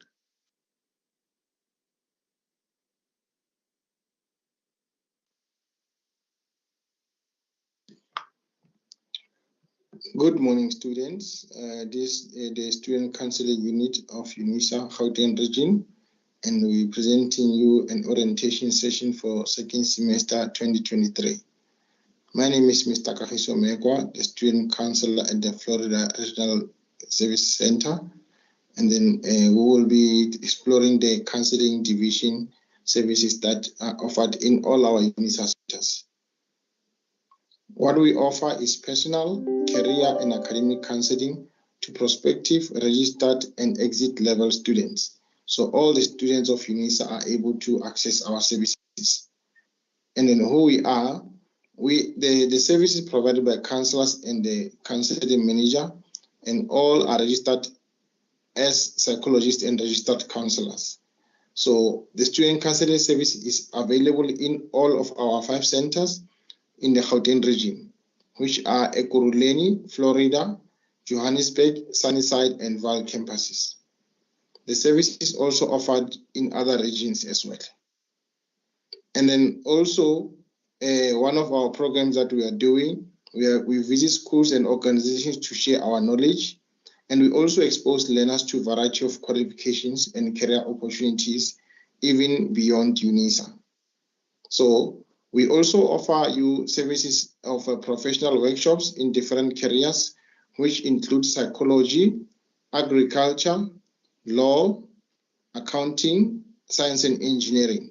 So those professional workshops, we invite experts in those fields to come and share with you in terms of opportunities, in terms of career growth and progression, what you can do and what you need to do in order to qualify. We also offer you academic support workshops, which include study skills, which include exam preparation skills, stress management, note making, and revision, just to list a few. But we also offer more than what we presented on the screen. So these are some of the workshops that we are doing.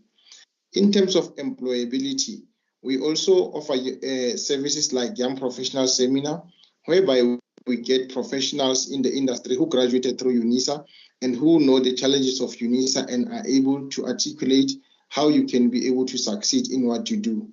So we also offer you career fairs. We also invite companies to come and exhibit job opportunities, graduate recruitment programs that you can also apply for as students and even upon your completion. Job hunting skills, whereby we assist students in terms of how to look for jobs and what to look out for.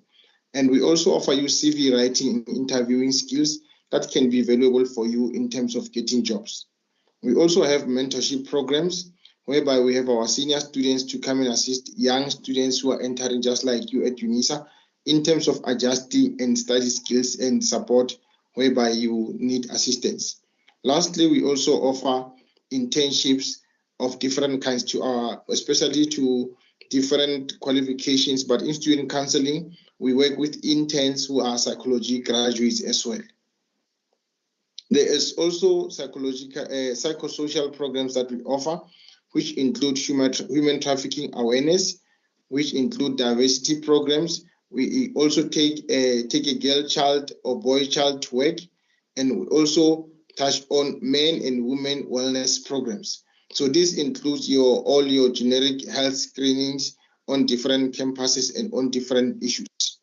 We also have career guidance and planning, whereby we assist you in terms of career assessments. We do career guidance and workshops. We also do study support.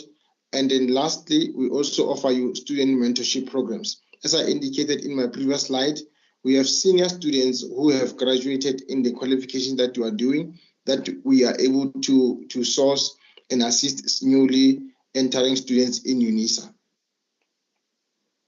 And then, as I said, that we are a division that offers career counseling in mass and also in individual or in groups. So we also have group sessions where we discuss different topics, whether it's a traumatic event or is dealing with loss or dealing with relationships and any other psychological issue that you can be able to assist on. And our services are professional and also confidential, that you can trust that the people who are offering you the services, they are professionals and they are trained to do what they are supposed to do. So you can trust our service, you can refer your friends, you can be able to be sure that the service that you are getting is confidential and private. Whatever you discuss with your counselor should be kept private and confidential, except only in exceptional circumstances where maybe we might need to refer you, or we might need an expert advice and also external assistance. And with that said, I just want to thank you for your time and have a blessed day, and wishing you all the best in your studies. Thank you so much.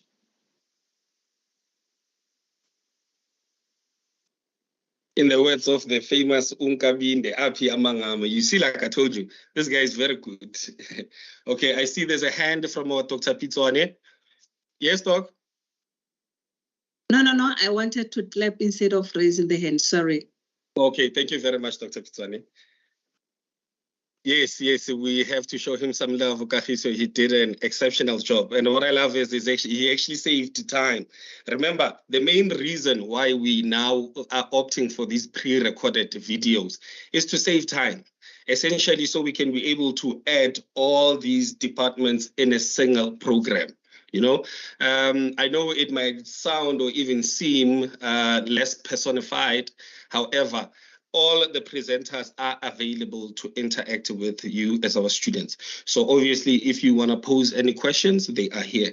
Like Mr. Mekwa right now is ready to take any questions. Let me see if there are any hands.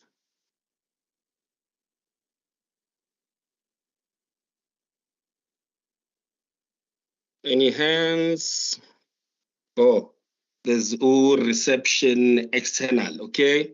Let me unmute you so you can ask your question. Okay, yes, you can unmute. Yes, you can ask your question. Okay. Thank you, Mr. Kagisomarco and Program Director. I have one question for you, sir. So you guys talking about the career advices and career counseling. So surely you know about the high unemployment rate here in South Africa. So how do we eradicate those unemployed? Because you know you have too many graduates in South Africa who can't find employment now. So what workshop will we do so that we can help those graduates, sir? Thank you. Thank you for your question, Mr. Mekwa, Mr. Mekwa, I know you would love to respond to this one. Okay, thank you so much for the question. In terms of eradicating high unemployment, it's not an easy one, but as Siabonga has indicated that we are trying by all means. Also, as the SRC chairperson, he has indicated that the main aim is for you to get out of this university with a qualification, and not only that, but also to be employable. And then there are very few opportunities out there. But when we are running our professional workshops for different qualifications and different professions, like your agriculture and environmental science college, or human science, or the law faculty, we are trying to prepare our students while they're still studying, not after they've qualified, but while they're still studying, so that they know which directions to take. If you are in the law profession, you need to know that with the same law degree, you can be a prosecutor, you can be an advocate, an attorney, you can be a conveyancer, it can be many other things. And then from then on, you decide whether you proceed or you don't proceed with that qualification if it does not suit you. Because what we realize is that our students are very literate, they are knowledgeable, they are passing very well, but they don't apply for opportunities. So, and they are stereotyped looking only at one direction. So there's various opportunities that you can apply for. That's why we're inviting you to our workshop that we are running. We're running career fairs, whereby we invite companies who run graduate recruitment programs, companies that do opportunities and internships. We also offer young professional seminar that is presented by former graduates of UNISA who are in the industry, who are making it out there, to say that don't only focus on what you studied for. For an example, you can have studied psychology, but you can also be an educator. You can study accounting science, but be an online study material developer or an online tutor. So why not explore other options instead of focusing only on one direction?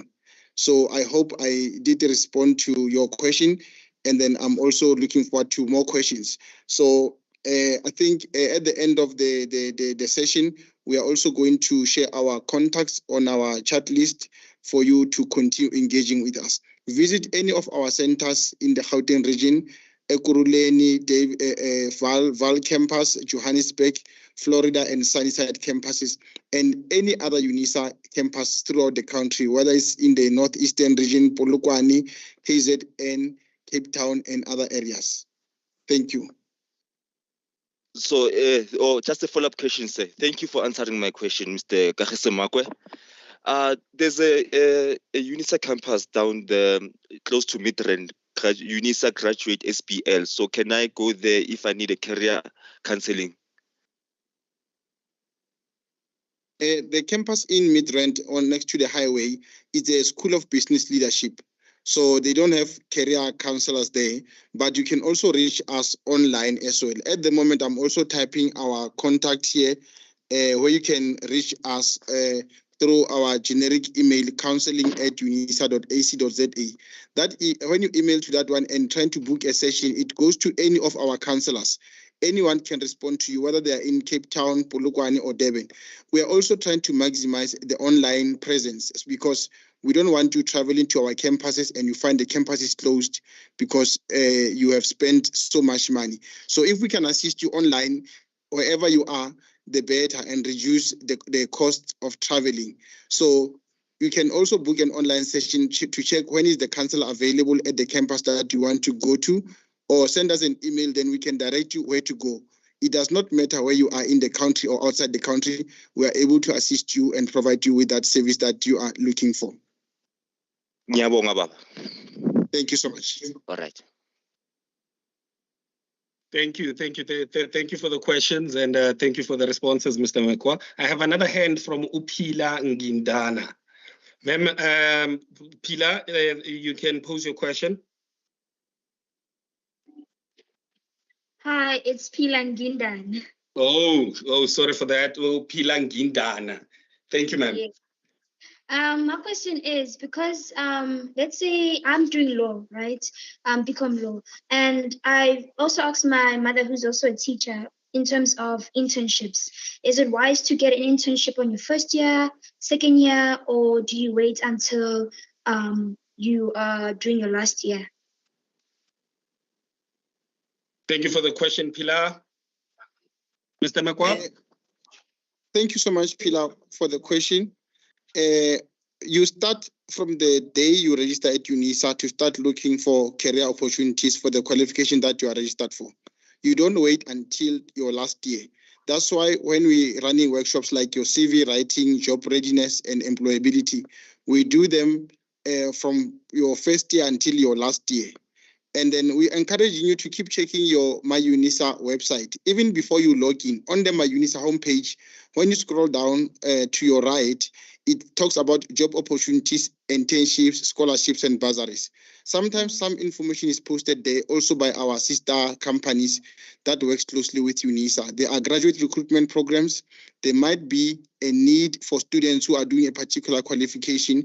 In your case, is law. You find that the Johannesburg or the Gauteng Department of Justice is looking for learnerships, for learners who can do learnerships or internships.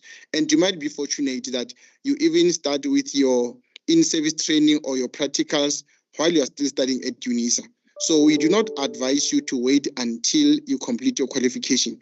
Visit any UNISA counseling department, ask about job opportunities, how to prepare yourself, career opportunities, CV writing, and what to look out for.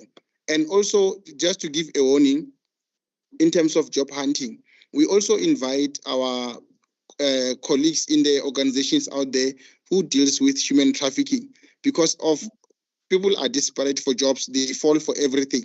So you need to be aware how to scan those who are scammers and those who are conducting human trafficking, because you are so desperate, you just want to go for an interview in this unconfirmed address, and you might end up being trafficked. So we also warn you to say verify with us or with other people and notify people where you are going for interviews or looking for jobs, so that if you do not come back, we know where you are.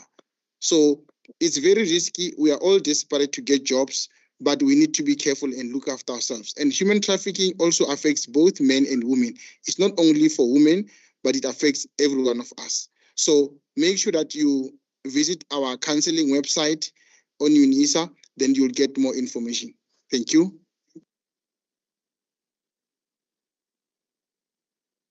Thank you, Mr. Mekwa. Ms. Ngindana, are you sorted?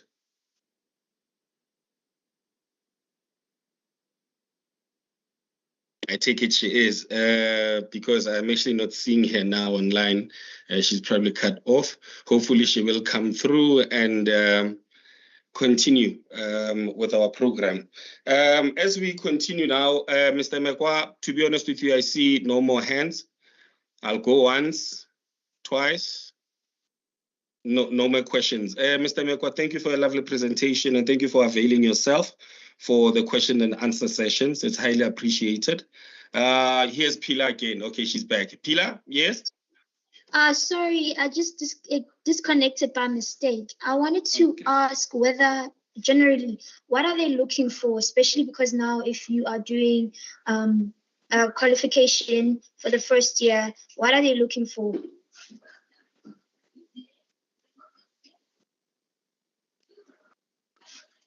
Can I ask you to repeat the question? Okay, my question was generally because I'm doing my first year in this qualification, and if I do apply, what are they looking for? Are they looking for experience, or are they just going to take you based on your qualification, or are they going to look at your modules and how you performed? Okay, thank you for the question. Your question is very interesting. And then any job opportunity, when you apply, you first look at the job requirements and the duties. They will state that we need grade 12, we need this qualification or this module or this kind of experience that we need. So that is a lead for you on how to create your CV so that it can match what they are looking for. So every job has its own requirements and they differ from one another to another. So if it's a generic admin position, they might say, this is an entry position, we just need you to have grade 12. Some qualifications, they will say that you need to be a university registered student. Some qualifications will indicate we need an NQF level 6 qualification or an NQF level 7 qualification. So those NQFs, they have a significance. Or they will say M+4, or they will say whatever they need. So please make sure that you look at the advert thoroughly.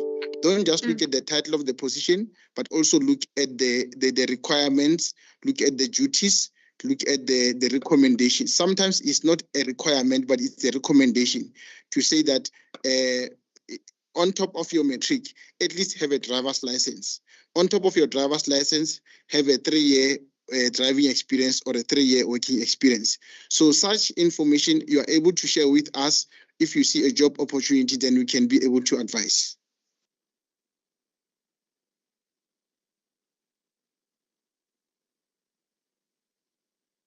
Thank you for the responses, Mr. Mekwa, but I think Pila's having connectivity issues. I think she got cut off again. I'm hoping she was able to hear everything that you are saying. Okay, let me take the last hand. Reception, but please pose your question.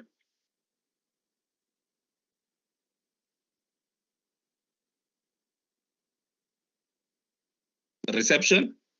Good day, hello. Yes. Yes, I wanted to ask about the contact details of Mr. Kagiso Makwe, and then I got them. Thank you. Okay, thank you, sir. Right. I can see, okay, thank you. I can see that Pila is back. Pila, were you able to grasp everything that Mr. Mekwa said? Yes, final and last question. What if your matric is not as great? Is that a disadvantage, or what must happen there? Mr. Mekwa? If your metric is not great, it's not up to you to decide it's great or not great. It's up to the employers or the recruiters. If they say they need a metric, they are not saying we need an A+ metric. They just want someone with a metric. And then your question might also be related to the academic qualifications that you're applying for. Some qualifications, they need you to have a particular number of APS points. Like for your higher certificate, you need 15 to 18 points. For your diplomas, you need 18 to 20 points. For your degrees, you need 20 to 23 points in order to qualify. That's where your metric applies in terms of whether it was good or not good. And even if you want to change your qualification, you want to apply for something, you still go and visit your student counseling or you contact us online.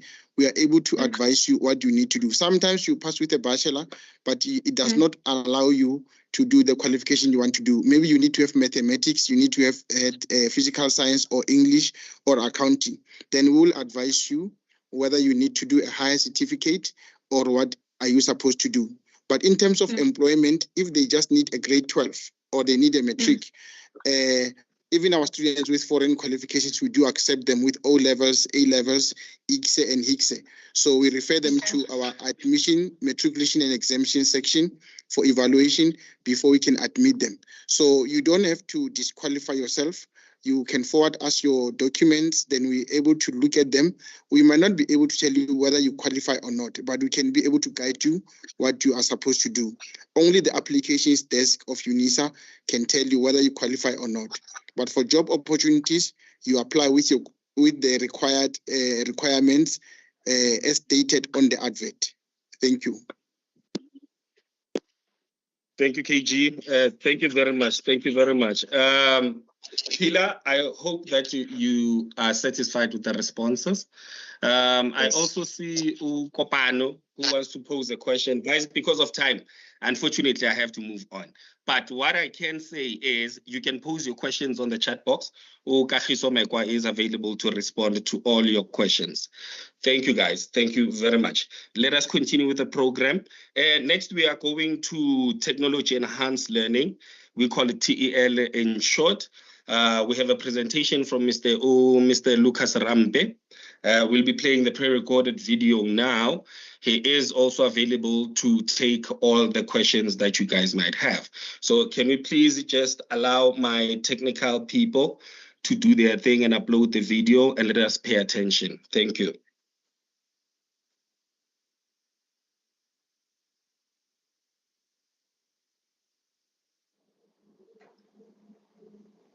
Good day, students. Firstly, I would like to extend a very warm welcome to all the students to the session today. Secondly, I would like to introduce myself to you all. I'm Mr. N. Ramdat, and my position here at UNISA is a digital learner advisor within the TEL unit. The main objective of this orientation session is to make you as a UNISA student aware of the TEL unit found at all of our regional service centers and the purpose of the technology enhanced learning unit. Firstly, the purpose of our unit. The TEL unit in Gauteng. Apologies for that, our dear students. We are having technical glitches. Can you just give us a moment to fix it? Just stay on the line with us, please. Thank you very much.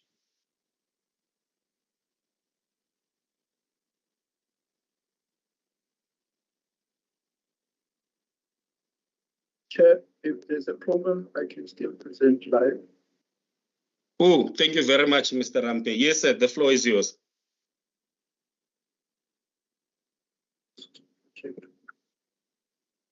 Can you see my presentation?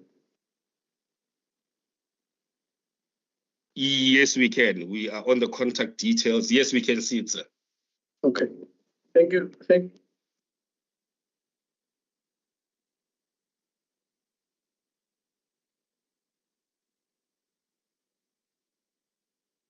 Mr. Rampe, I'm not sure if it's only my audio, but we can't hear you.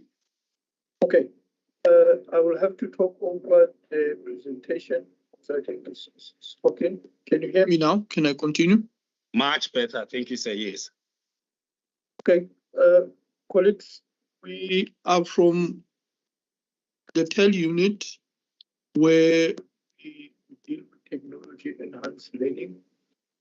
So our responsibility is to integrate technology into teaching and learning using different technologies and just to make sure your learning experience is improved. We offer different services. Our main service is giving students access to technology.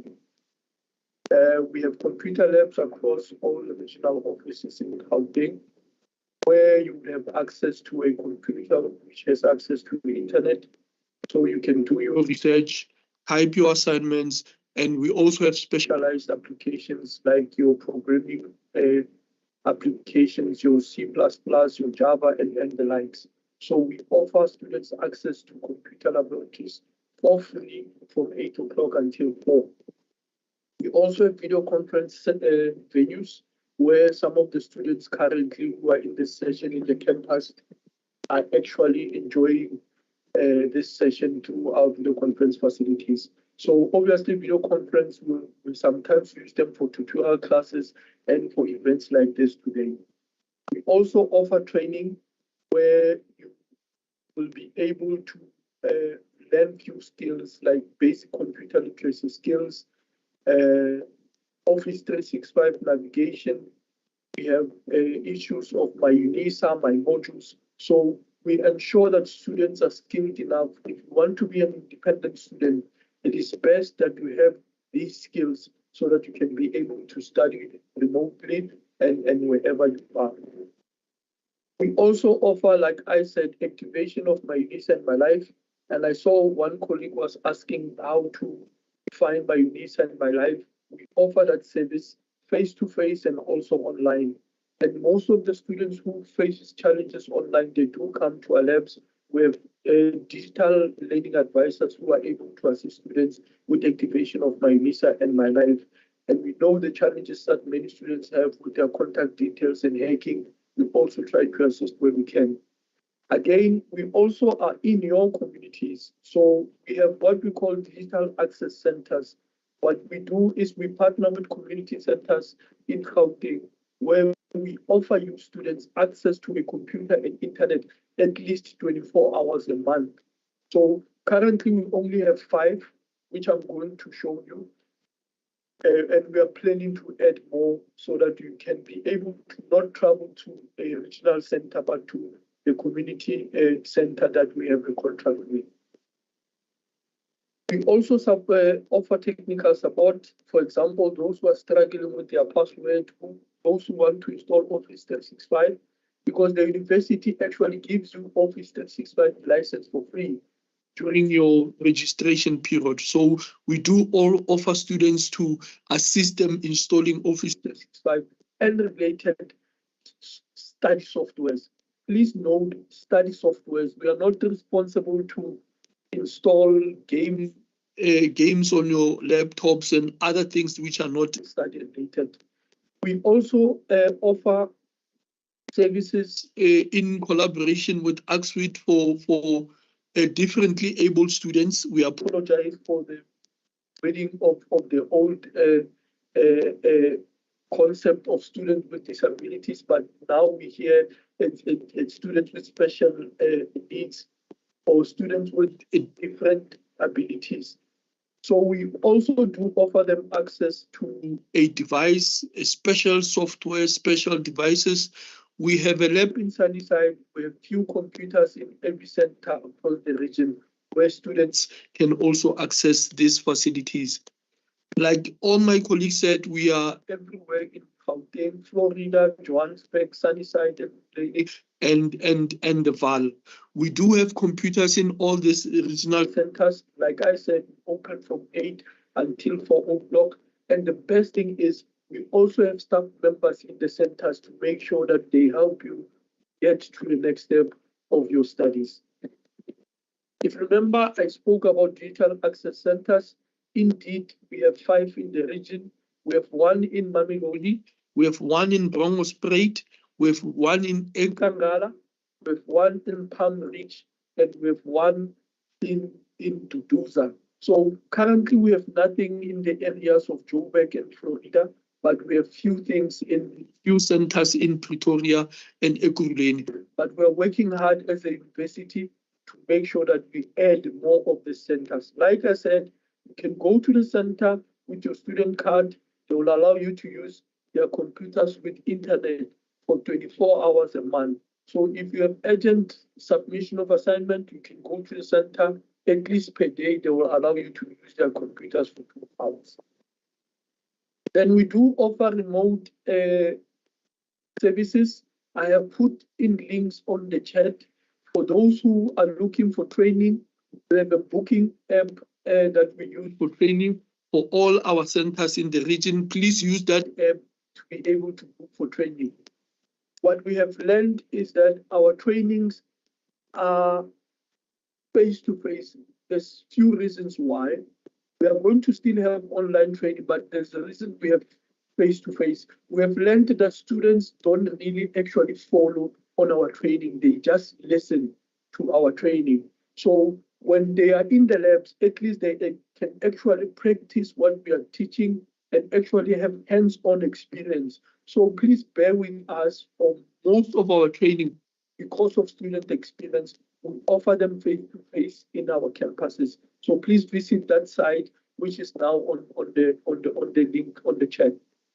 We also offer technical support if you are stuck with with your password, you are stuck with my UNISA modules. Please, you can book one-on-one meeting with us. I have put a link on the chat. You can also join us so that we can have a meeting with you, see how we can help you remotely if physically you can't come to the centers. We have our details on the screen. Those who can, you can do a screen grab.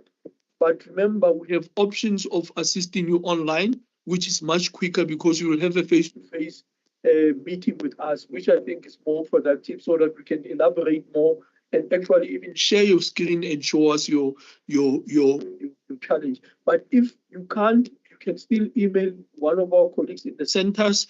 I hope I can screen grab this also and put it on the chat so that we can engage more and help you. Chair, let me stop there. Thank you very much. Thank you very much, Ndate Rampe. And thank you for improvising the way you just did. Thank you very much, sir. Let me see if there are any questions for you. Okay, let me start with Kopano. Kopano, who wanted to pose a question on the previous presentation, and I couldn't allow Kopano because of time. Kopano, the floor is yours. You can pose your question to Mr. Rampe. You are unmuted. Kopano? Just unmute your mic. Okay, Kopano doesn't seem to be available. Let me go to the second hand or reception. Your mic is allowed, the reception. Thank you, Mr. Program Director. I have one question for Mr. Rampe. I want to ask about the purpose of my Life UNISA email. Like, how does it work? How does it operate? How does it help me? And then the second question that I have for Mr. Rampe. I heard about centers of UNISA, of digital centers. So I would like to know, why is it face-to-face, not online? Because some of us are working and it will be an inconvenient for us who are working to attend those classes, and then going back again to work is going to be a lot of work. So I would like to know what's the solution around that, and the purpose of my Life UNISA email. Thank you. Thank you, reception. Mr. Rampe? Thank you, Chair. I think my life is a UNISA email address, which is your official email address for the institution. So I know students sometimes they tend to use their Gmail to query at the university. Please refrain from doing that. That's why we have offered you my life. And indeed, the account is for life. That's why the name my life. So you can own it until death do you part with UNISA. So it's for communication purposes, and it's an official email address that UNISA offers you. And again, it uses your student number at mylife.unisa.ac.za. So that's how simple it is. By UNISA, it is almost like the core tool of communication between you and the university. You have a registration portal on my UNISA. You have my module portal on my UNISA. My module portal is where you find academic resources, assignments, discussion forum, academic leaders. So if you don't know how to use my UNISA, I put on the chat a guide platform. So it's a course where they take you step by step on how to use my UNISA and how to understand why we use my UNISA as a university.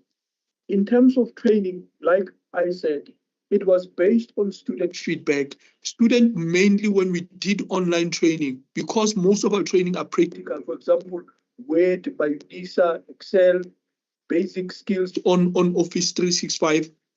Students just pay attention and actually don't do anything. And we can't monitor whether they comprehend what we have taught them. We moved to face-to-face, and actually we could now evaluate whether students are competent enough to do the skills that we were transferring. But we had a meeting, fortunately, a reception on Monday, which is yesterday. We are going to now move to hybrid session where we are going to have sessions online. So look on the booking app for online session for centers next to you. So we are indeed going to move to online, but we needed to cater for majority of the students who said we struggle to just listen but not participate. Because for example, majority of the students would only have one gadget. And if you don't have double skill, you can actually follow and practically do the exercise. I hope I tried to answer, Chair. Let me just confirm with reception. Are you satisfied? Yes, I'm satisfied. Thank you, sir. Very much. Thank you very much. Thank you very much, Ntate Rampe. And then to all our colleagues and students who are in the house today, I'm really sorry. Because of time, I'll have to move, But like I said, Mr. Rampe is available to take the questions on the chat box. So you can just type in there and he will respond to you because he is live right now as we speak. Unfortunately, I have to continue with the program, guys, because of time. Yes. Thank you, Tate Rampe. That was a lovely presentation, and thank you for taking our questions. Thank you for staying online and taking more questions from our students. Okay, as we continue with our program, now we're going to library services. We have Mr. Moses Molapise.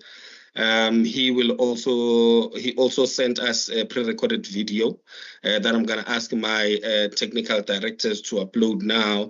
Guys, I just need you to know this. We are experiencing technical issues, especially when it comes to connectivity.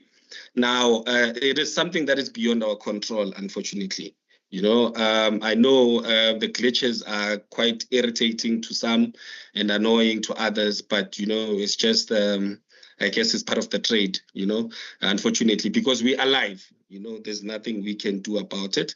But mainly, most of these challenges are caused by the outages of electricity, because as much as we do have backup systems, but when it comes to connectivity, we just don't have control over it.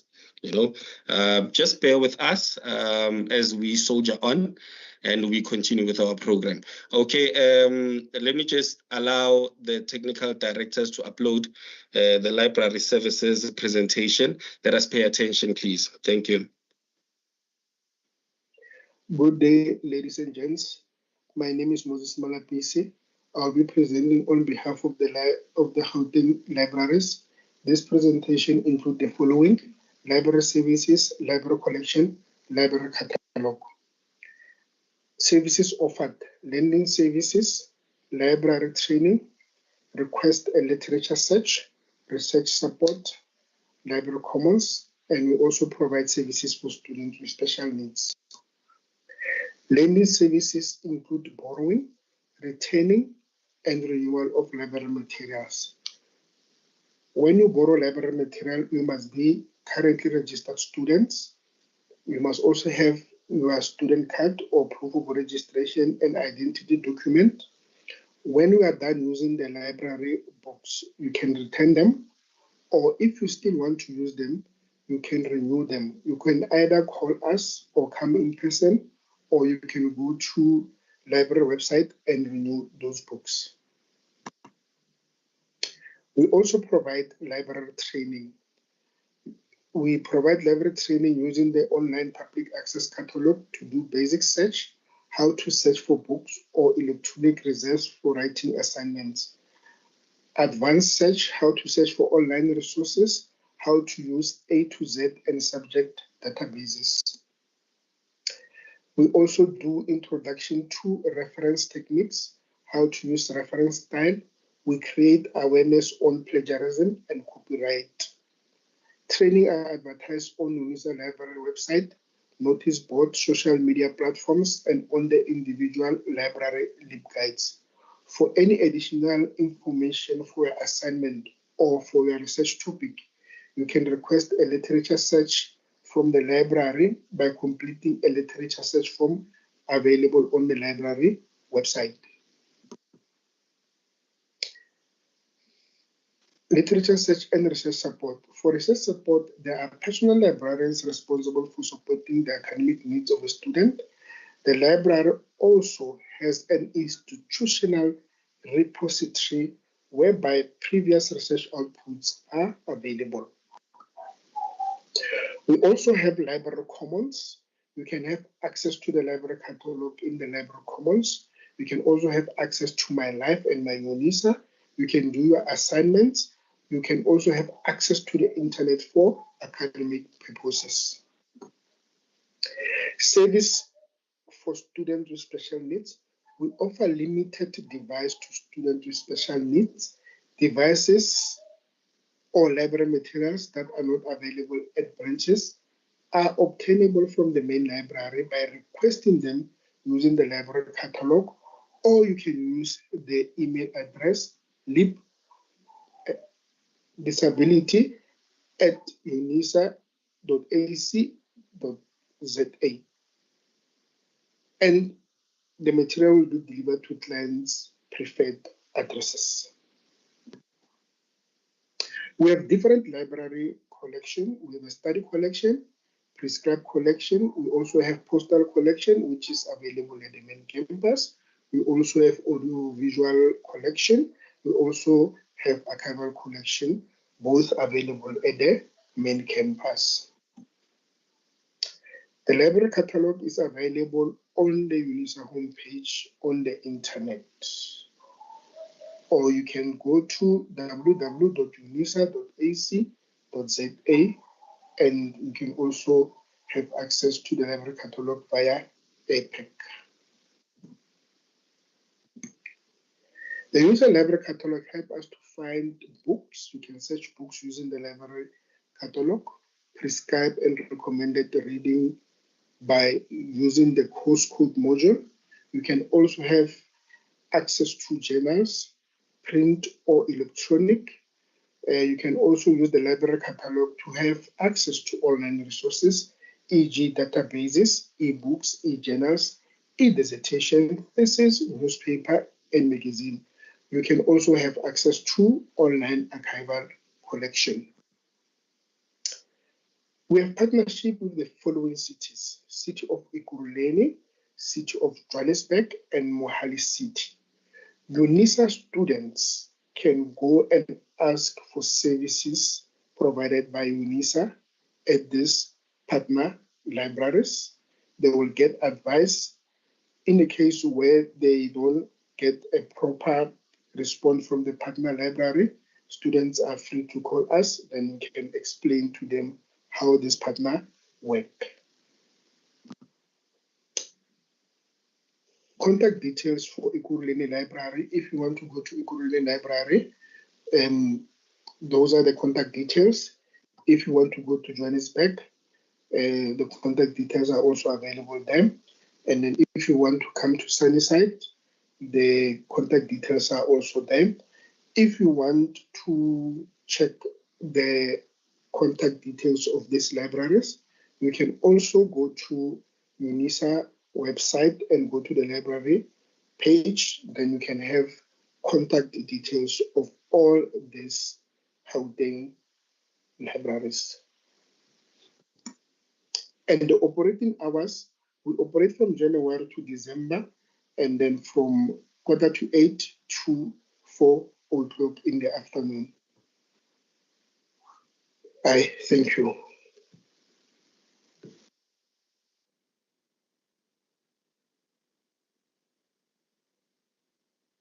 Thank you for that lovely presentation from our library services, Mr. Molapise. Thank you very much. Let us see if we do have questions, but let me check time first. Okay, actually, we are still behind on time because now I'm a bit conflicted. I'm not quite sure if I should take questions because right now my colleagues want to upload polling questions. These are to evaluate, these are for you as our attendees or our attendants to actually evaluate our program. Remember, we use your responses, hence we always ask you to be honest and brutal as you can be when responding to these questions. Remember, for us to improve our services, we need to know what is it exactly that we can assist you with as our students, you know? So please, you can tell us exactly what you need to find out from us. If maybe there's a certain speaker that you would like for us to include in this program, we'll definitely do so. Remember, we run these programs to make your lives easy. I know life is not easy, but at least when it comes to your academic stuff, we make them a bit, you know, accessible and try to make it as simple as it can be, you know.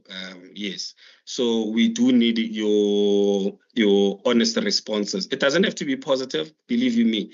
We are not looking for that here. We want you to be brutally honest with us so we can actually improve the services that we offer to you. Okay, I'll give it a few moments because I can see that we're actually on the third question right now. Just respond, then after that, we will go to our next presenter. You see now, especially with the fifth question, any comments or suggestions or anything else you would like to learn more about? You saying none, I'm not quite sure about it. I'm not quite sure, but if that's how you feel, then it's fine. We are not going to oppose your responses. We're not going to judge them. We just need to evaluate or assess anything that you say to us. Then we put it into good use. Okay, we are on our last question. I know a lot of people prefer online. It's easy to access, but unfortunately not everyone has access to data. So, you know, some people do prefer to come in person. Like today, I know that we as Joburg are the only office because of the size of our offices. We are the only people who are not hosting physical beings, as in students in person. I know Val is hosting people came through Ekurhuleni, Sunnyside. I think we're about done now.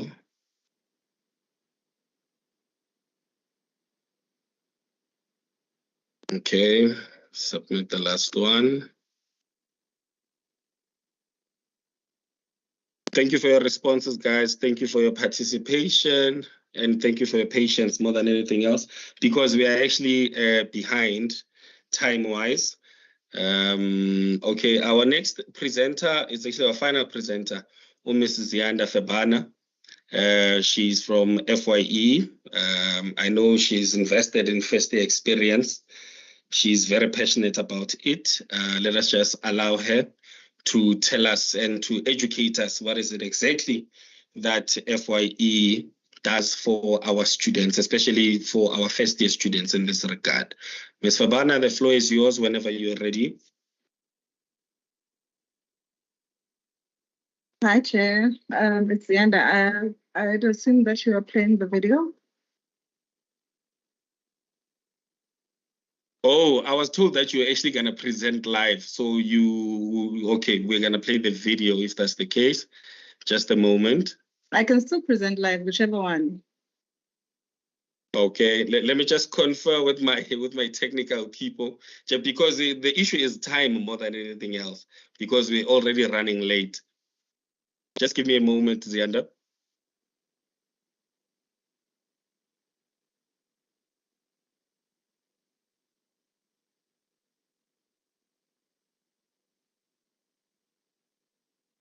Hi, ma'am, the floor is yours. Because of these technical issues, unfortunately, the video is refusing to play on the side.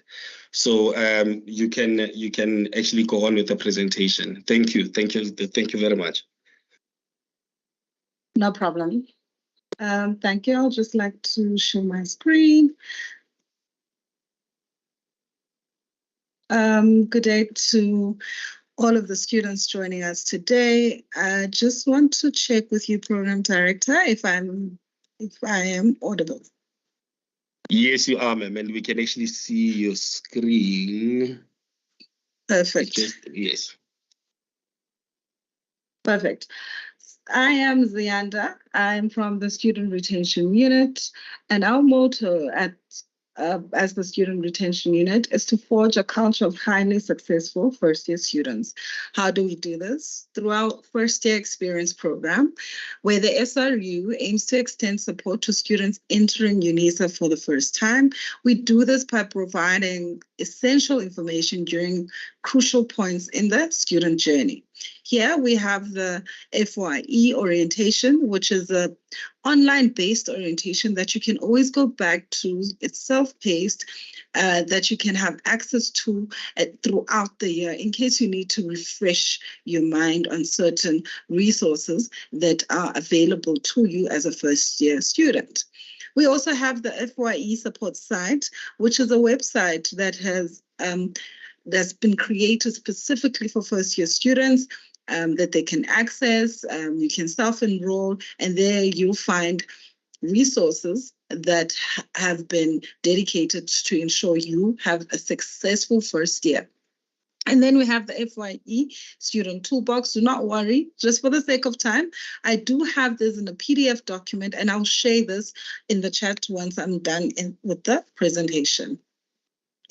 Remember, for you to get ready for the ODL and to ensure a swift transition, please make sure that you have an access to a computer or internet and connectivity. We heard speakers in today's program talking about regions and access centers that you can access so that you are online and you are able to access online resources such as assessment, because you will need to submit your examinations and other tasks conveniently. And using these resources will ensure that your first year at UNISA is successful. Now, I'm not sure if the video is going to play, but let's see. We also, as I mentioned, the FYE web orientation, you can take a picture of this, or this would also be in the toolkit that I'll be sharing in the chat box. But basically, this orientation is self-paced, it's online, you can access it at any time that you'd want, so that you can view the information, as we do understand that at times the information can be overwhelming to all students. I'm just going to play this video. I'm not sure if it's going to play. If it's not, it's also part of the resources that I'll share in the video.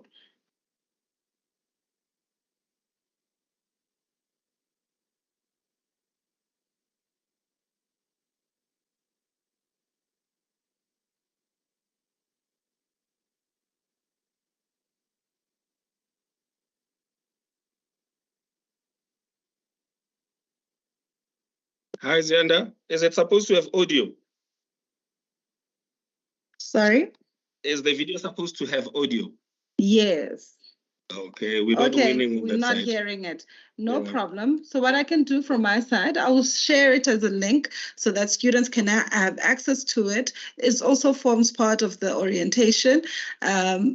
It just encapsulates how to access the FYE MOOCs, how to access the FYE support site, and who to contact should you need access as a first-year student. For the sake of time, colleagues and first-year students, I will just add it on the chat so that students can have access to it. But from my side, I would like to thank you for inviting us and wishing every student here a successful first year. Thank you. Thank you very much, Zianda. It's highly appreciated. Like Ms. Fabana just alluded now, guys, the link is on the chat box. So you can actually just open it up and have full access to the information that is intended for you to get. Also on the chat box, we have posted our evaluation questions as well. Please do respond to those. There is a link. You just click on the chat box. Then we'll be able to respond to our questions. Like I said earlier, in this regard, when you're responding to these questions, you're actually helping us to better ourselves in helping you. So yes, that's the whole purpose for these questions. And any other questions, unfortunately, because of time, we just don't have time to take them on the floor, but you can post them on the chat box. And if it happens that, because right now in about 5 minutes time, we should be done, the workshop will be completed. And I would suggest that you use all the contact details that our presenters and speakers have been posting throughout this workshop to contact them whenever you encounter challenges or whenever you need advice from them. Now, as we come close to the completion of this program, I just want to see who will be closing it officially. We have Mr. Mekwa, who will be closing this session officially. Let me just see. Okay. No, everything has been posted, and I see the responses actually coming through. And thank you to all who are participating when it comes to these evaluations. You are indeed helping us as the counseling department to better our services to and for our students. Mr. Mekwa, sir, you can close your program for the day. And thank you for allowing us to play part and for allowing me especially to direct this program with Ms. Tebele. It's been a pleasure. I'm humbled by you actually suggesting that I be part of the directing team. Minir, the floor is yours. You can close, then we can officially leave and end the meeting. Thank you so much, Mr. May.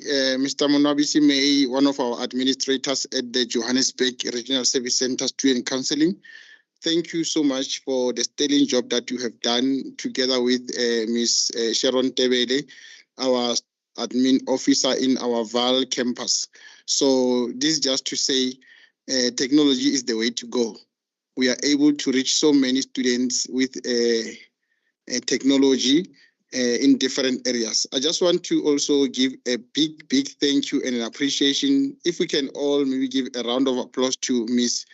Mabaso, our sign language interpreter, who is based in our Mukulnek campus at ARCSWiD, which is Advocacy and Resource Center for students living with disabilities. So we really appreciate you ever so much, ma'am. If we can just clap our hands, because we are an inclusive university in the service of humanity as we define and reclaiming Africa's intellectual futures. We appreciate all of you. I just want to also give an appreciation to all our speakers, to all our presenters. They sent their videos, they took time to prepare this session just for you. So this means that you are a very important customer. You are a VIP at UNISA. We exist because of you. So we are here to serve you as our students. I want to thank also our background team who made sure that the presentations are visible to make sure that everyone is audible from the welcoming. Thank you also to Dr. Pichwani, our manager in student counseling. She is based in the Sunnyside campus in Pretoria. We have counselors, Mr. Makahani, who is also in the Ekurhuleni campus. We also have Ms. Khomutsonya Makazi, the admin officer in that particular campus. We thank also Ms. Mama Shumabua in the Johannesburg campus. She's a student counselor working with Mr. Mnabisi May. Ms. Masaramedi Pale, the manager, to Ms. Sharon Tebele, they are both in the Val campus. We thank also Ms. Diksha Lala, who is also our administrator in the Sunnyside campus. Ms. Gloria Sipula in the Florida Regional Service Center, working with myself in the Florida campus. And thank you to all the managers of different units, from facilitation of learning, student funding, student administration, library services, FYE, technology enhanced learning, and all the services that presented and participated here. We want to thank you as our students for making time to come into this session. Yes, you came here to get knowledge and assistance, but remember that it's not only about getting knowledge and assistance, it's also giving us feedback on how we are doing. So as Mr. Munabisi May indicated, that there's also an evaluation link on the chat. Please make sure that you go to the chat before you leave the session to give us your feedback for different services offered at UNISA, different presentations that were made, and also for the questions that you raised. Some of them, they've not yet got responses. Before I forget, let me also acknowledge and appreciate the presence and the support of the Student Representative Council. Mr. Lushaba, thank you so much, Honorable, for making sure that your constituency is being listened to, and then you also take their concerns very serious. So continue engaging with us on the chat, continue taking those contact details on the chat, and contact various departments that presented here earlier, so that you can get your responses, you can get back your feedback. And we are also looking forward to hosting you in our sessions, in our workshops, in our trainings. Mr. Rampe presented on computer labs and also on support centers in our townships where we are based. So make use of those contacts and check on us. The facilitation of learning also indicated about the tutorial classes, how you can access the e-tutors, the face-to-face tutors, or the online tutoring sessions. Make use of those sessions for your own good, and you will thank yourself later. The student funding does not only offer NSFAS. I need to repeat that. It is not an NSFAS department. It is student funding. So Ms. Penyenye also indicated that they do not only deal with NSFAS, they also deal with Department of Labor and many other funders. So don't only inquire about NSFAS, go and ask them what other funding opportunities are available. We also touched on the issue of graduate recruitment programs and in-service training for students and internships.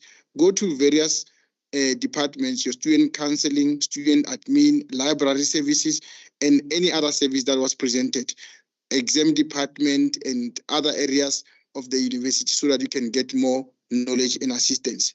I just want to give a very much thank you to the organizers, to everyone, to our support technicians and everyone else.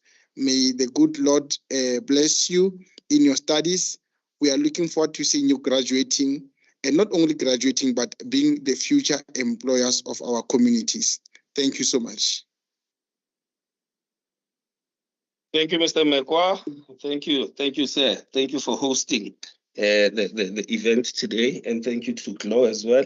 Guys, like my colleague just said, thank you for your time. And also, Sophie, thank you very much. We've been chopping and changing ourselves, and you've been doing this, all alone since 9:30. You must be tired right now. So thank you. I release you right now, and I release everyone else. Guys, have a lovely day further. See you on our next workshop. Goodbye. Thank you. Thank you, Bye. Thank you, bye, colleagues.